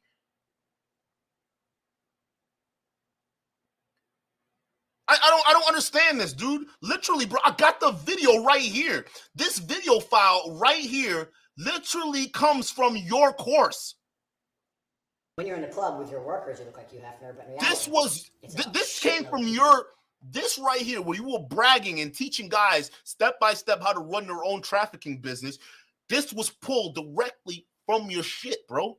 You sold courses like this to get rich off of young men. I have never seen a guy do more damage to young men and women in society than you. Yet you're over here on media talking about how you've been unfairly treated, how you're being labeled a pariah because you want men to have healthy lives and relationships while you were stealing from them.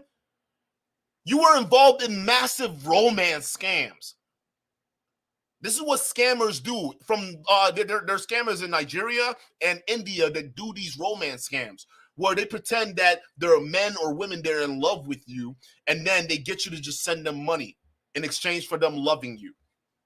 And they keep scamming you. And some of these dudes, there was a lady I was watching. Yo, I ain't gonna lie, bro. I went into a rabbit hole with these romance scams, because those romance scams are not a joke. I went down this rabbit hole, and there was this one lady who sent this Nigerian scammer literally $500,000, and this was money that she got from her husband who died, who passed away, and she ended up using majority of that inheritance to spend on a scammer, all because she thought she was in love.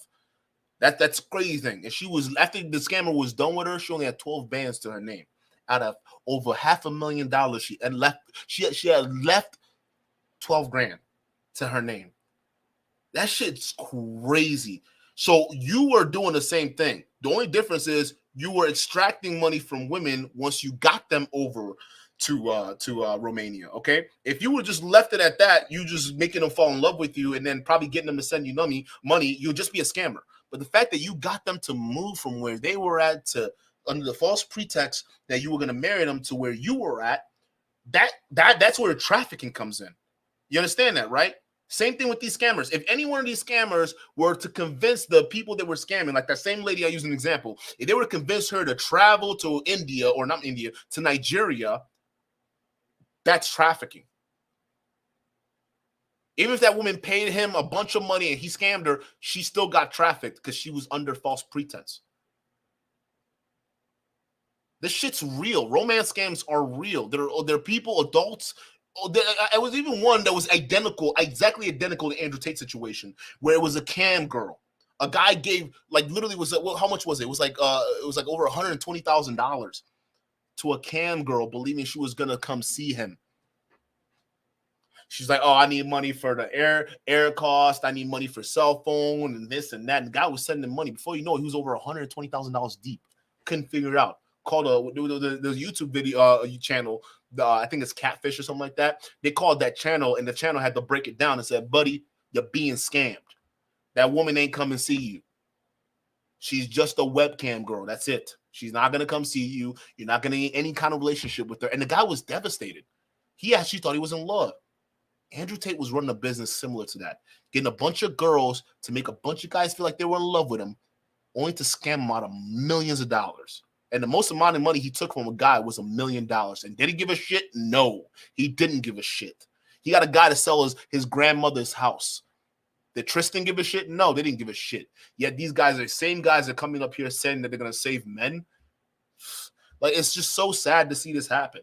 And Tucker Carlson, you're a fucking tool, bro. Believe in themselves and believe in something. And by extension, you look at some of the sexual education books these children are being given, which I believe at age 9, I don't think a child needs to learn about anal sex or any of these things. Probably not. Yeah, probably not. So they're pushing that to the children, but I'm banned. Well, they're also pushing weed and video games on boys. Oh, completely. And you can listen to rap music about killing people all day long. And there's a whole, and Lil Nas, he can have sex with the devil in his music videos. That's fine. But I'm dangerous for saying go to the gym.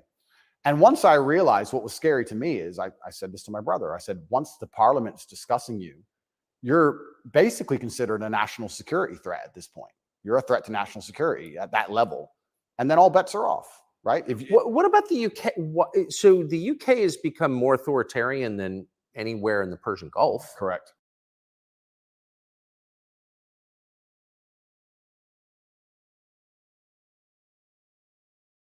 Listen, I like how these guys, one of the biggest examples is using Lil Nas X, right? And I'm like, yo, Lil Nas X, again, is playing the exact same game Andrew Tate's playing. I'm not questioning Lil Nas X's sexuality and whatnot, but I definitely think he plays it he plays it up for the media, right? Because, for instance, Lil Nas X, here's a video that got me thinking about Lil Nas X a little bit differently, right? Here's him with iShowSpeed. iShowSpeed is another popular black YouTube stream, not YouTube streamer, Twitch streamer, but he's pretty big. He's a big internet celebrity, right? This is him. iShowSpeed is a sus individual. He's just like Aiden Ross in them. He is very sus, all right? He's supposed to be gay, okay? Lil Nas X is supposed to be gay, right? Kids, y'all happy? Come on.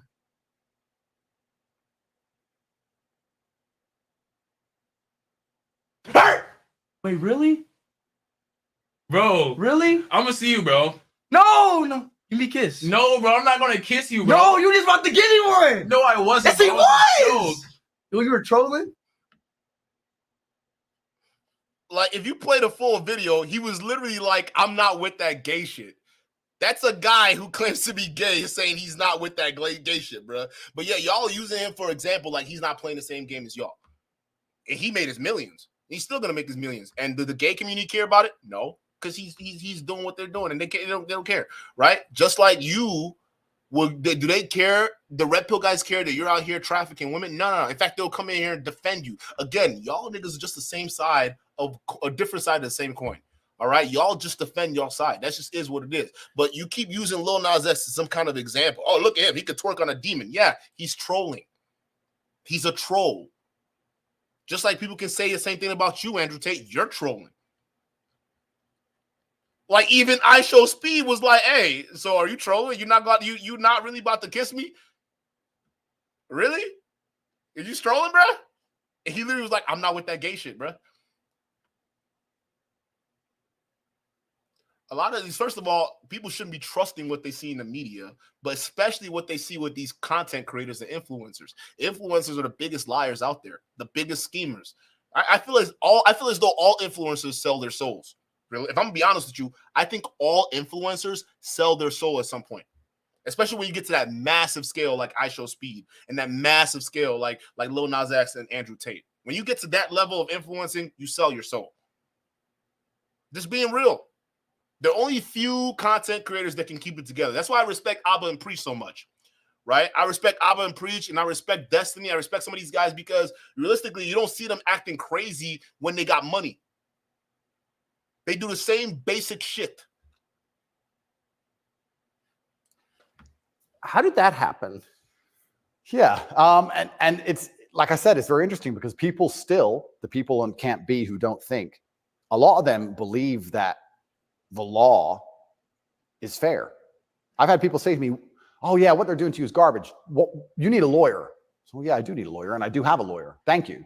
But it's not that simple, unfortunately. You know, the law is very subjective, and if they want to attack you with it, they're going to do a very good job of attacking you with it. And that's what the UK does. The UK have these laws which are extremely subjective, and they can use it as a weapon to basically silence anyone they decide. But or why? hurt anyone they decide. England is the birthplace of free speech, of Completely. habeas corpus, of kind of framework of liberal democracy that we thought we believed in. Yeah. And now it's a country where people are arrested for praying. Well, what happened? Good question. And there's a saying that I heard, and I don't know who said it, but he said that a sick country adopts laws like a dying man will try medicine. And I think that the UK is failing in real time. If you look at it in any metric, whether it's living standards, whether it's crime rate, any metric you can measure the success of a country by, it's fallen off the cliff. It's becoming more and more expensive to live there. The education system's gone down the pan. London is the stabbing capital of the world. You're not safe to leave your house. So their answer to this is just more and more and more laws. And unfortunately, as they do that, they're not even intelligent enough to actually attack the people who are doing genuinely bad to the world. They just make more and more authoritarian laws, and they end up using them to attack the people that the government doesn't like. And that's not true, bro. Again, you're just repeating yourself at this point. Moxie, shout out to you. She says he's gay. He just didn't want that dude. Nah, bro. I don't think so. Hold up. Let me play the rest of the video. Hold up. I'm gonna play it because he actually said it himself. He said he's not with it. I'm sorry. Wait, Lil Nas, I'm gonna be honest, bro. You're so fucking pretty, bro. Like, just look in the camera, bro. God damn. Like, you look like a better version of me. We low-key look like brothers. I know. They low-key do, bro. His lips are way more juicier. Fuck. Love of God. I don't fucking get it. Fucking look at that. Shit. Just look at him, chat. Smile like the camera. Like, just do this. Like, look. You scared me a little bit. I ain't gonna lie to you. I'm scaring you? Yeah, I'm sorry. I'm not with that gay shit, bro. What? Like, but you're gay, bro. Just because you gay don't mean you with gay shit, bro. Hey, Lil Nas X is funny, bro. Lil Nas X is funny as fuck. But I see what he means, right? He's like, hey, listen, just because you gay don't mean you be like, you know, I'm not with that, bro. I'm not. All right, so like y'all red pill dudes, hey, leave Lil Nas X out of it because he's acting just like y'all are, right? I'm not saying he isn't gay. He probably is gay, but I think that a lot of the twerking, that devil shit that y'all are always complaining about, right? That, oh, he twerked on a devil, that he's trolling. So y'all are just using that as an example. It's just weird, bro. He's clearly trolling. Lil Nas X, I don't know if y'all even pay attention to him, which I guess you don't because y'all think he's this, demon lord or whatnot. But he's just a troll, just like y'all. Yeah, he's probably gay. But again, just like Andrew Tate plays up his image, he's doing that too. I mean, I don't get it. Oh, he's devil worshiping. Oh, people are literally trolling out here, bro. Especially you conservatives. It's easy to troll conservatives. It's very easy. I ended up being one of them. And I think Europe in general has problems. If you look at France as we speak, I think it's on fire, isn't it? Most of it? It is. Yeah. So they have issues. And their answer, what's a government's solution to anything? Law. What can a government do? No matter what. But they're not laws that are aimed at fixing the problem that's right in front of them. They're laws aimed at fixing the person who's talking about the problem. So why don't you get rid of the guy who tells everybody? Isn't that easier, Tucker? Why fix any of this? If we just shut him up, they won't know. No, but that's like responding to a heat wave by breaking your thermometer. Completely right. That's the plan. It's insane. Plan one is to break the thermometer. We might deal with the heat wave a bit later. But get air conditioning. No, let's break the thermometer. For now, there's too many people talking about the heat wave. So let's just break that. And then later on, maybe when we have time, we'll do something about the actual issue. It does seem like a lot of this is an effort not to talk about the real thing in Europe anyway, which is migration. Yep. And the UK, formerly known as England, and France have both been completely changed by people from other countries. Yep. And I'm sure have added good things too. I mean, I'm not, but they've changed them, and in general, they're not better countries. And like, why can't anyone admit that? But what does this have to do with immigration? What? So all of this is to hide the fact that they got immigration issues. What are we talking?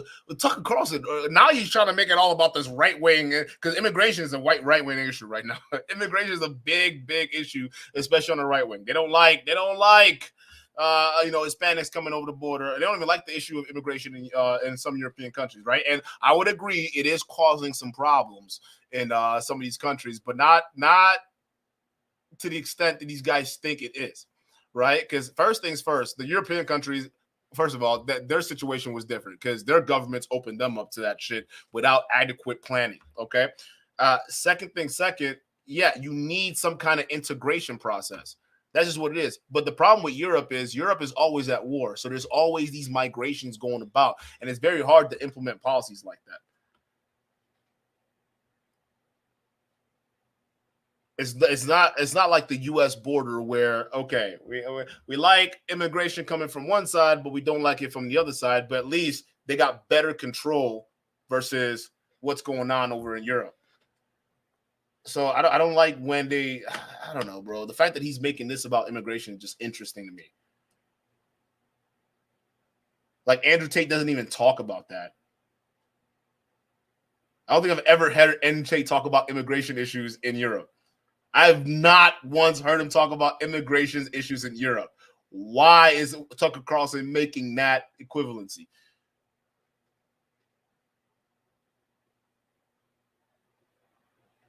A lot of these people don't realize that you need some level of immigration, bro. Europe is doing immigration for a reason. Tucker Carlson, be honest. Why is Europe immigrating a bunch of people? Could it be that they have an aging population? Could it be that there's a lot more older people in Europe than there is younger people? Could it be that governments are panicking because they need to refill the tax base so when they get older, they got a workforce that can pay their retirements? Could it be that realizing the only solution to that problem, because you can have as many babies as you want, but all the kids that are going to be 20 years old in the future have already been born. So you got to deal with what you got to deal with. There's going to be a gap. So the best way to plug that gap, immigration. And that's what these countries don't want to tell you. They fucked up so bad that now they got to go select from third world countries to replace the aging labor. It's not a conspiracy, bro. It's really not. It just comes down to policy. The same bullshit policies you guys support. This is what's really interesting to me about what's happening, because we're talking about masculinity and men who say no and men who stand up. But there has to be balance. Right? Yeah. Everywhere in the world, there has to be power balances. If there's not a balance in power, there's going to be a vacuum, and that's going to be filled. If you neuter the native population of men, if you destroy their mentality to resist, if you tell them that every single thing about the masculine is wrong, and you basically feminize and unicate them, turn them into eunuchs, and then you import high testosterone men from the third world who don't believe any of this garbage, who grew up in a society where they understand the only way to succeed is to be a fearsome predator to a degree, what do you think is going to happen? Like, who's supposed to protect the sanctity of these nations and these settlements and these towns and villages? The police? No. In general, I would argue that it's the masculine essence that can be detected by the people who arrive. I guarantee if you were to put a bunch of these migrants in Sarajevo or Moscow, they behave themselves. Oh, but yeah. I have a feeling they just look around and go, not today. But when you neuter the native populace, then it's like, well, there's a power vacuum. And when there's a power vacuum, what do we expect to happen? So that's what are the French going to do about it? What's your average Englishman going to do about it? Nothing. And that's the thing. And that makes you wonder, is this purposeful? Like, why these two actions of neutering the native populace and importing these high testosterone third worlders are so at odds with each other. Is this purposeful? I'm not sure, but has anyone considered this? So yeah, it's interesting because you talk about these are huge and intentional trends, and I mean they're historically transformative trends. They're a big deal, so they're probably not happening by accident, right? There's got to be some intent. How could there not be? That's right. And how do they expect all of this to end? And this is exactly what's happening with migration. The problem with migration specifically is that there's no native masculine populace to enforce any degree of culture or boundary or parameter. And like I said, I would argue the point, And I've been to Sarajevo and I've been to Moscow. I've been to these places and I've seen there's a whole bunch of migration and everybody seems to just behave a little bit differently. And I think that's because people understand that men live here. That men live here. Yeah. If you turn up in someone's house and their house is pristine, what does that even mean? I'm gonna go to a country. Yeah, there are men that live here. I can tell there are men living here. What does that even mean? Like, we're not even honest at this point. CD Shotzi for the $5 super chat. He says, so Tate is a Muslim and claims Islam is good culture, but he just agreed with Tucker that the Muslim influx has ruined hero culture, huh? I know. These guys are not self-aware at all. Like, Tucker don't like Muslims. He don't like Muslims. Don't get it twisted. Them Fox News Republicans, I mean, when the whole Iran situation happened, the anti-Muslim situation, hey, they don't like Muslims like that. All right? So Tate being a Muslim, agreeing that Muslims are a problem, it's funny as hell. It's just funny because that's what's happening in most of these European countries. It's Muslim migration.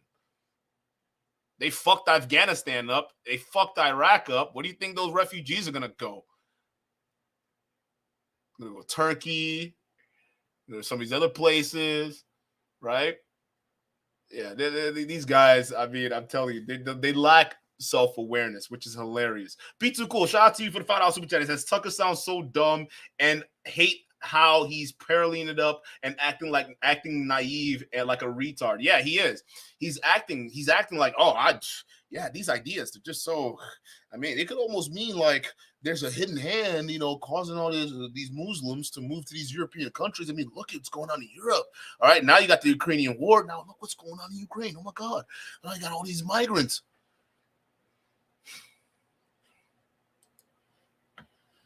You're probably going to take your cup and you're going to go put it in the kitchen. But if you turn up in somebody's house and it's a fucking mess and nobody respects the house and nobody cares and the man is drugged out of his mind, half asleep on the couch, what are you going to do with your cup? You're going to leave it there. You don't give a shit. If you turn up to the Western world and look at it, then you're going to hit on his wife. Absolutely. So what do we expect to happen in these scenarios, right? Dude, you literally went to Romania. Even though you look at this dirty cup example, you go to someone's house and their house is dirty and you want to put your cup away, you just throw it away because they don't care, right? Yeah. Isn't that the whole reason why you went to Romania? Because it was known for trafficking and corruption. So you went there and threw dirt by doing the exact same thing. He's looking at the camera like he knows he's guilty of it. Like you're talking about, we know there are men that live here in the country that's known for corruption and trafficking. Oh, yeah, okay. I'm sure men live there, right? Real men that live that kind of shit. Talking about if I have a clean house, right? Hey, everything's clean. Well, you put the cup away, right? Because they want to keep the house clean. But yeah, if everything's messy and you want to put your cup away, you just throw it on the floor because they don't care. You did that to Romania. You understand that, right? Romania is known for trafficking and corruption, and you went there and threw trash on the country. That's why you're facing a hard penalty right now because you bragged about it. You knew that country wasn't in the best place when it came to trafficking. You knew that country wasn't in the best place when it came to gambling, when it came to all this illegal, degenerate bullshit and corruption.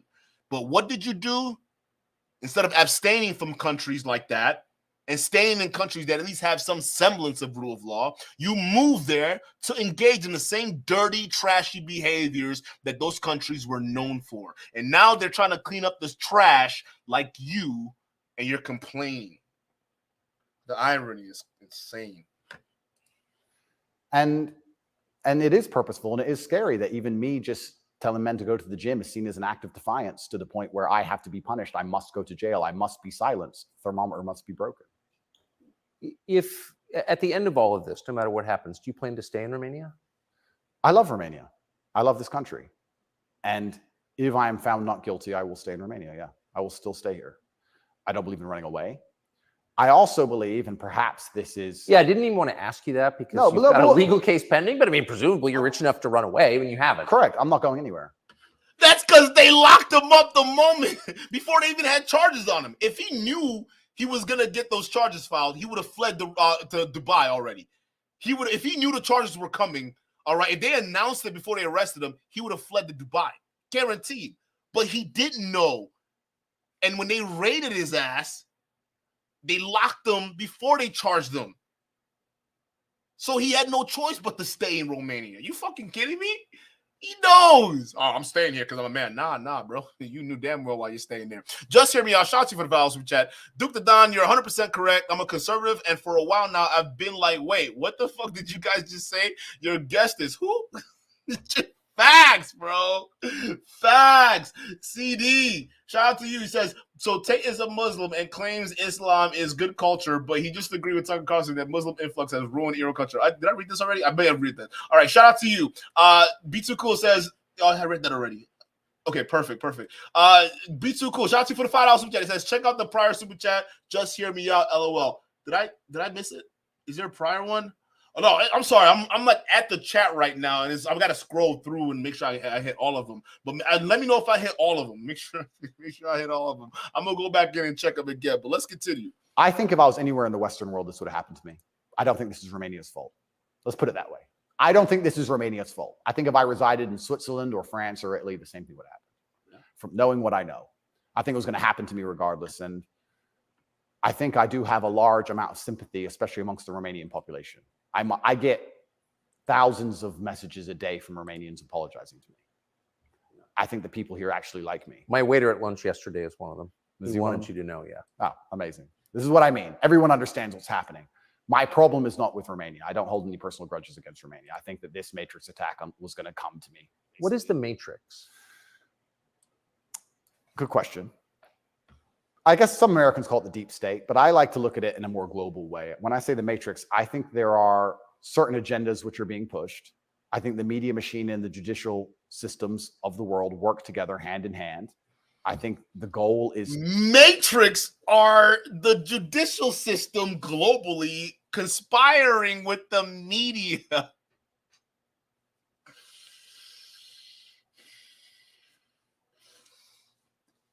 You got that shit so wrong, my boy. You got that shit so fucking wrong. It's not even funny, but let's continue. To control people's minds to a point where they don't discuss anything that's important. The reason I use The Matrix is because I've watched that movie a few times and it has so many... The Hollywoodization of America, people. I told you, not even just America, just the West. He's quoting a movie.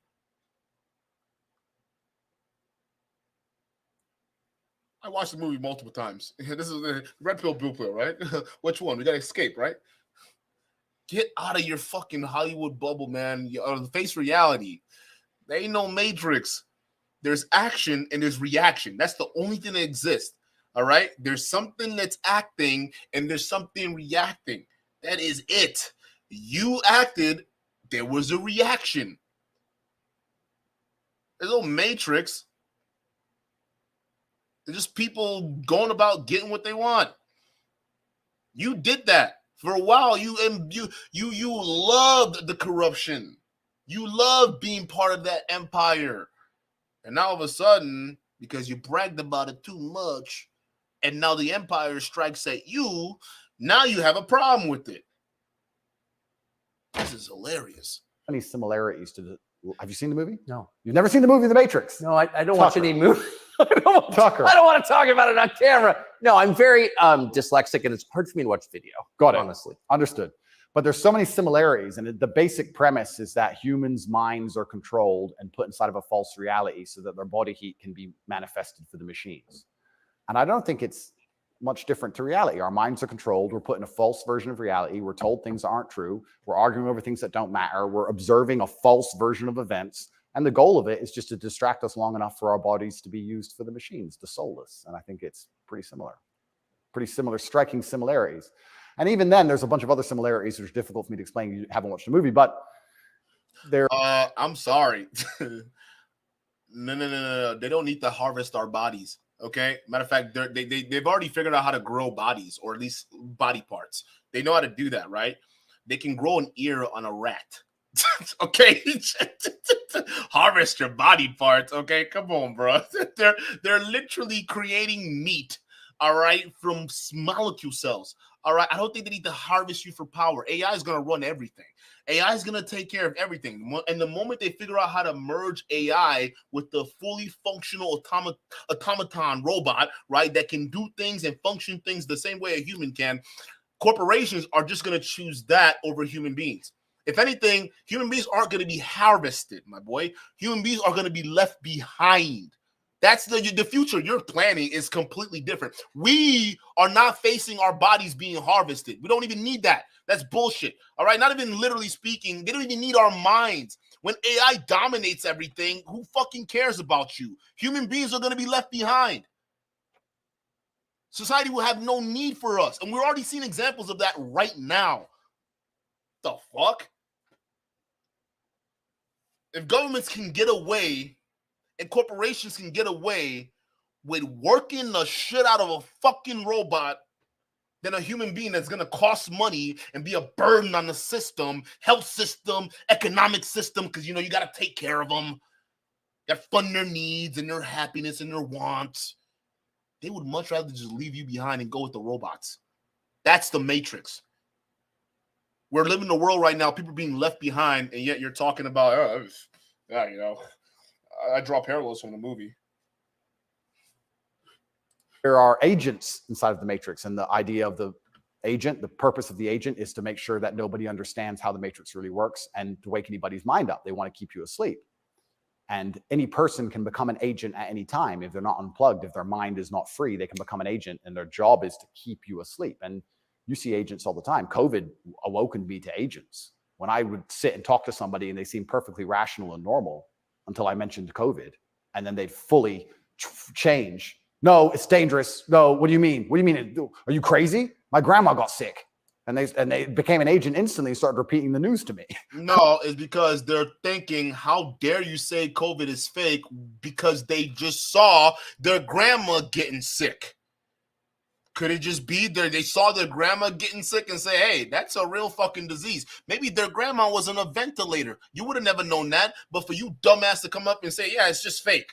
Even them knowing that the grandma just got sick from it, or them getting sick from it, you're thinking, yeah, no, these guys are totally asleep.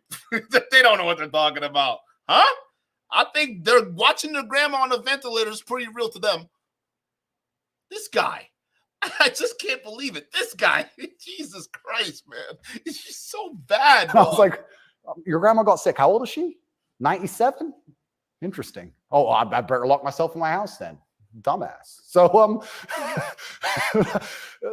think about that.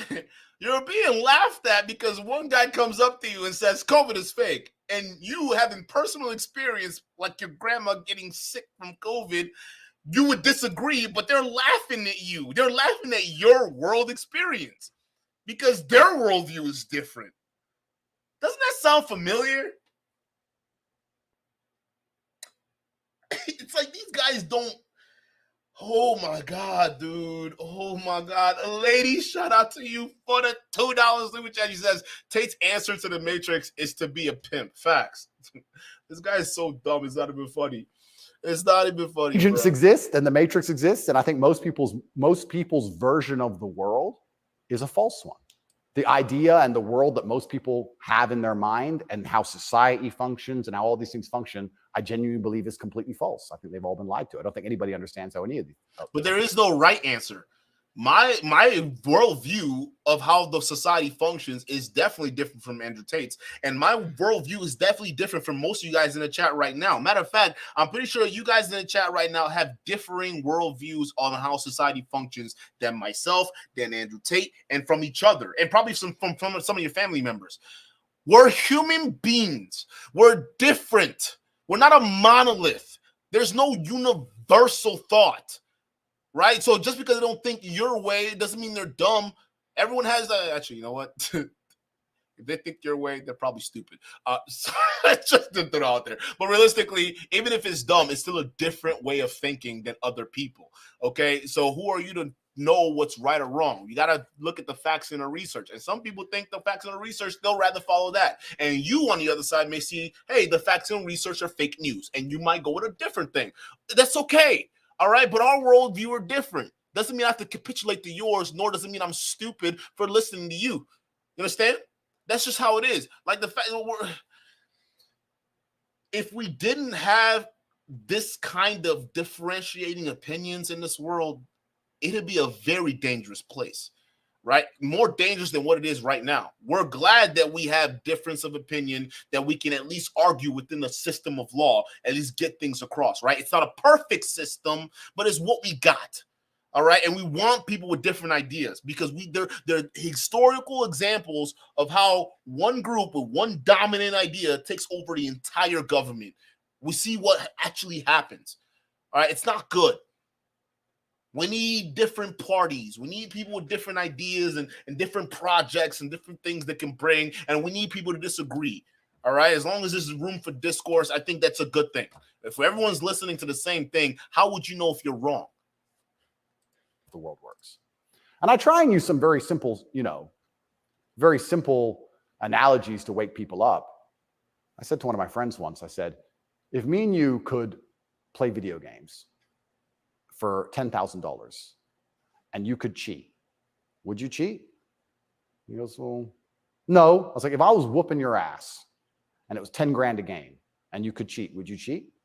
He goes, yeah. I was like, all right, so you accept that people cheat to win in a video game for a menial amount of money. You think they're not going to cheat for something that matters? Yeah. I think they're not going to cheat for something important? You understand what I'm saying? Oh, yeah. Yeah. So how about to get the most important job in the world, President of the United States? I would never kill myself. I mean, people kill each other over insurance fraud. You don't think, right? Yeah. So when you actually understand how the world really works, which you don't, you're completely ignorant of how the world works. You know what was really interesting? I remember there was this big military coup in, was it Myanmar or Burma? One of these, there was a big military coup like a year ago or something. And nobody really cared. They mentioned it on the news a little bit. And I looked at it, I looked into it, and they were talking about how the two political parties were almost 50-50. And then in the 90s, something changed. And now one political party just smokes the other one. And the military took over to restore democracy and all this stuff. It was very interesting, the voting machines they used. Really interesting. Something to look into. A lot of countries like that. Philippines, also true. Why do you think support... Is he talking about Sudan? Is he talking about Sudan? Because Sudan, it sounds awfully similar to Sudan. Sudan had a private military force that was funded almost to the point where they were larger, in fact, and better funded than the actual Sudanese National Army. And then they didn't want to be incorporated under the Sudanese National Army, so now they're rebelling. So I don't know if that's what, because he vaguely explained that. He just said coup. So I don't know if he meant Sudan, but there are tons of that stuff happening all over the place anyways. For the war in Ukraine. Ukraine, He says nightmare. Ukraine side in the war against Russia, support for a war against Russia in the West is kind of the bottom line issue for the people who run the U.S. government and for the American media. Why? I mean, I guess you could argue about it, but there isn't an argument about it in the United States. There's a position, and anyone who doesn't hold it is attacked and punished. Why? Why is that so important? Well, the first thing I think we should all do is I think we should all give Putin credit for curing COVID, right? Because when his invasion happened, COVID went away. So I thought about that. Think about it. It's almost to the day. So we have to give him some credit at least for doing that. He may be the bad guy of the world, but at least he cured COVID for everybody nearly instantly. Fair. Thank you, President Putin. Yeah, I, up until this point, never really commented too heavily on politics. Yes. But I understand very well, I like to believe what's happening with Ukraine and Russia. And what I will say to the people who are watching this at home is that if you are naive enough to believe that there are good guys and bad guys in wars, and it's as simple as good and bad, and that the bad guys are crazy, and the good guys want freedom, then you need to do a little bit more investigation into what's really happening. And when you look at the vested interest of any country or any person. Can I just ask you to pause and just comment? That's the truest thing, what you just said. That is and anyone who doesn't It's not even profound, all right? Anyone who knows any basics understanding in geopolitics would know that. They would know that, hey, if we actually look at what's going on in the world, it's not what our government tells us is. It's all about special interest groups getting what they want and manipulating people. For instance, you know the U.S. is sending Taliban fighters to fight Iranians. You understand that, right? The Taliban is basically just another U.S. It's another U.S. mercenary force. The Taliban is, ISIS is, and we deploy them wherever we want. All right, just for so if you know the basics, okay, all right, fine. You would know that the world isn't what the media tells us, and we know the vast majority of people aren't into geopolitics and things like that. But you know what's funny, Andrew Tate? The people you're supposed to be claiming to be educated, the ones who popped the red pill and woke up out of the matrix, seemingly don't know this fact either. This is all new, profound to them. They didn't know that countries act in special interest, not for the good of society or spreading liberal democracy throughout the world, all that bullshit. That should have been, listen, when the soldiers first came back from Afghanistan and Iraq and they were complaining about how they didn't even know what the fuck they were doing over there, those conversations, we should have been listening to them because they were telling the truth. They were saying the truth way before this bozo came out here and saying this shit, all right? There are U.S. veterans right now who literally went crazy on the floor talking to politicians, letting them know, hey, we got screwed. I don't know what the fuck I did over there for the past 20 years. I was over there. I don't know what the hell we were doing. Were we the bad guys or the good guys? We don't know. They were saying that for a long time. Were you not paying attention? So all of a sudden, for a lot of you tater tots out there, this is profound news to you? That we're not the good guys, maybe? Understand that. Should shut the fuck up. And I mean it. Having seen war, anyone who's telling you that it's Churchill versus Hitler is an idiot. Complete. Well, I'll give you an example. When my father was still alive, my father. Sorry, excuse me. Yeah, no, it's true. When my father was still alive, my father died 6 or 7 years ago. I was a lot younger. The war in Afghanistan was going on. He died 6 or 7 years ago. How old was he? 56. Oh gosh. Yeah, he died. But the war in Afghanistan was going on. And I remember asking my dad, saying, why do the Taliban even fight and resist the American war machine? They don't stand a chance. Like, why are these terrorists even fighting against the American war machine? The Taliban, the reason why is because the Taliban was Mujahideen.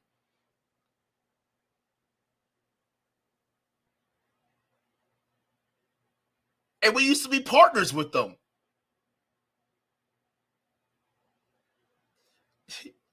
Like, study a fucking history book, bro. Fucking A, bro. And my dad said, they're fighting for their way of life. They want their wife, and they want their children, and they want their society and their language, and they don't want pride flags, and they don't want American bullshit, and they don't want to be told what to do. And they're fighting to be a culture and be a people which is independent in and of itself. Like, they're not the bad guys you think they are. They're people who are like, why are you here? What do you want? We don't agree with that. That's against our holy book. Fuck off.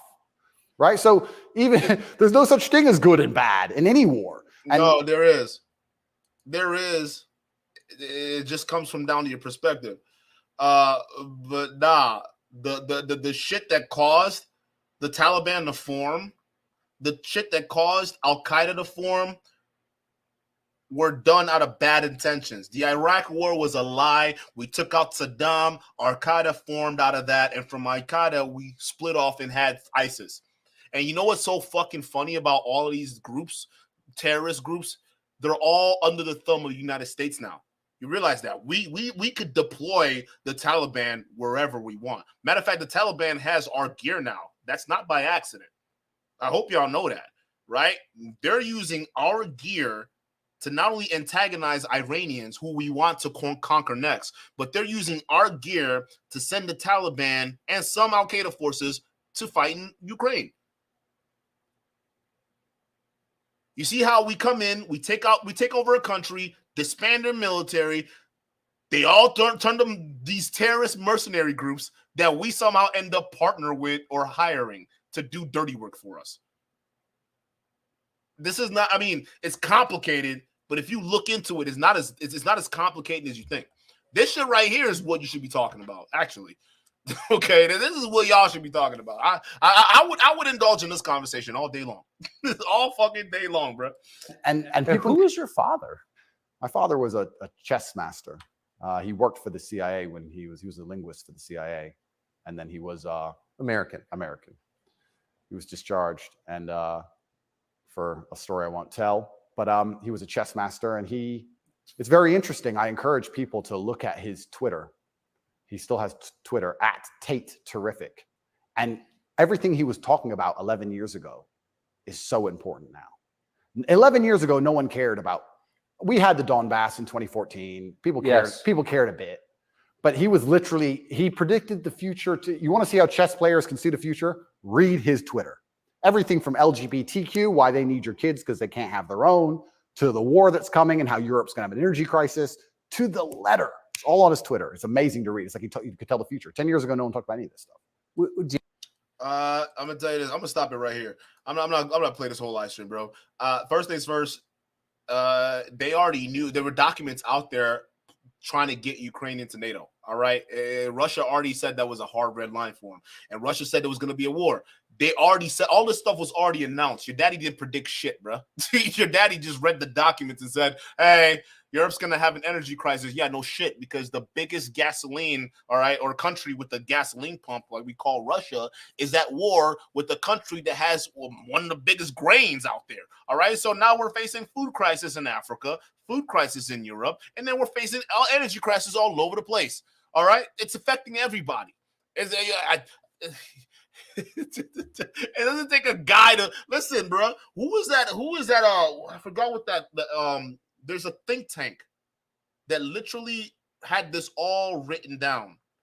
Can somebody tell me what that think tank is? I forgot what it is. The name is slipping from my mind, but they really put a paper out there. Basically, it was like a hypothetical scenario. What would happen if the U.S.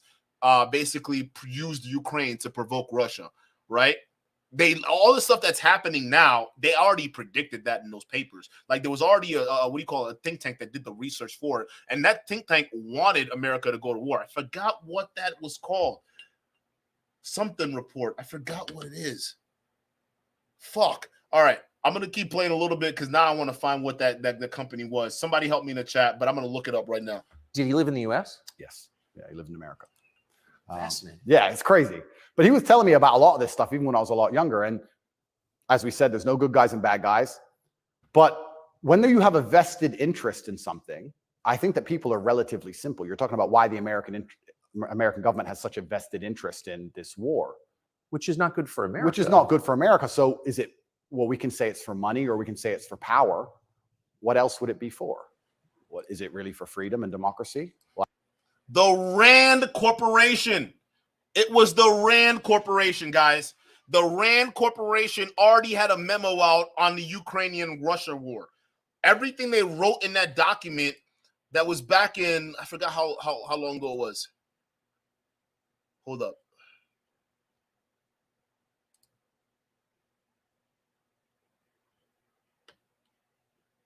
Hold up. I got to figure out when it was written. But they already had that. They already had the documents. So your dad didn't predict shit. The Rand report already had it. All right. And y'all don't believe me. Go look it up. It's there. They wrote it all out. They said, hey, this is what would hypothetically happen if the U.S. were to go further into pushing Ukraine on this agenda with the Russia and the Donbass and what do you call it? The other regions, right? So, like, I don't think you're predicting much. A lot of this stuff that U.S. is gonna do, it's already out there. So, for instance, if somehow war pops off with China right now, all right, a lot of people are gonna be looking back to that that Air Force general that said, "Hey, prepare for war." All right, we got to strike hard and hit fast. 2025, right? They're gonna say, "Oh my God, we predicted this." No, he's telling you that we're telling you what's gonna happen because we're the United States. Like, what the fuck? Who are you gonna stop? Who's gonna stop us? We got the biggest fucking gun in town, bro. No one's gonna stop us. We're gonna tell you we're gonna go to war because that's how arrogant we are. Because we know we're gonna kick your ass. All right. I don't care how many people listen. China is not ready for a war with the U.S. All right. China's got arsenal. China's got military power. All right. That in terms of civilians and whatnot, they got billions of people that can fight. But realistically, China doesn't have the same capabilities as the U.S. to project power like that. All right. So for maybe if the U.S. and China were to go to war, it'll probably be like China beating the U.S. ass for like the first maybe quarter of the war. And then once the full power of the U.S. logistics kicks in, it's over. Like, this is the only country, like, This is the only country that's so good at logistics, like literally sending arsenal halfway and all around the world, that all it takes is for them to buy enough time for the rest of the fleet to catch up, and you're done. All right, because you're not gonna beat them in the arms that they have. All right, you're not gonna beat them in the sophistication, and a lot of the soldiers are just overtrained to the goddamn gills. It's not even funny, even though to us it seems crazy here. Like America has one of the highest standards for the military. Now y'all look at, oh, they have the LGBTQ and whatnot, and it's still top tier. A lot of those guys, they go in the drones. They go in the Air Force. They go into the Navy. They do intelligence work, which is very important. That's why we know a lot of shit.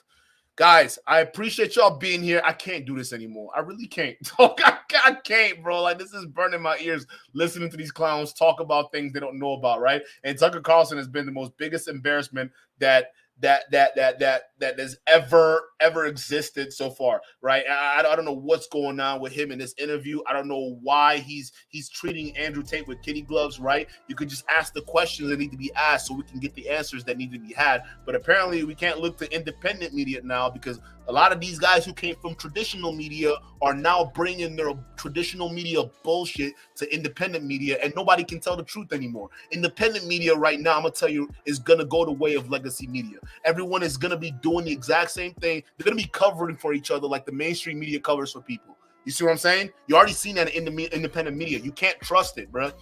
It's getting to that point. So let me know what you thought about this, all right? Especially the whole self-snitching part. Do you think, what do you think about, first of all, what do you think about this interview? Do you think, A, it was informative and you thought that it was great, that Andrew Tate really proved his innocence in this one? So put a 1, or put a 2 if this was more self-snitching and dick riding from Tucker Carlson and Andrew Tate. So 1s and 2s in the chat, because I don't know what else to say. I'm leaning towards a 2 right now. I'm gonna just put my vote in right now, bruh. All right, this was a complete shit show and a complete cucking of Tucker Carlson. We should call him Tucker Cuckling. All right, you fucking bitch. Like, how can you even pretend like you didn't do a research on what Andrew Tate is guilty of? I mean, come the fuck on, bro. Like, we're getting to some real interesting times. All right, and listen, man, for those of you guys who are in the middle like me, because I'm a center guy. All right, I'm not far right or right. I'm not far left or left. I'm right here. I think some of y'all in the chat are like right there with me. We got a few people on the right. We got a few people on the left. Y'all are welcome, okay, as long as you're open to fair discourse. That's it, all right? But I cannot envision a good future for what happens when the right takes over, because it's happening. And I think our job is to grow in power to stop the pendulum from even swinging in the first place and bring rational discourse into mainstream society, whether it's a relationship side where we're talking about men and women and not just leaning to one side or the other, or the economics and political side where we're actually having discourse to benefit society and the people that live in it, that make sure we're actually having fair situations, right? I think it's up to us to keep criticizing these guys no matter what, to make sure that their ideas are checked. But ultimately, man, the future is not looking good. It's not looking good. But overall, let me know what you think, chat, and I'm going to catch you in the next one. Peace.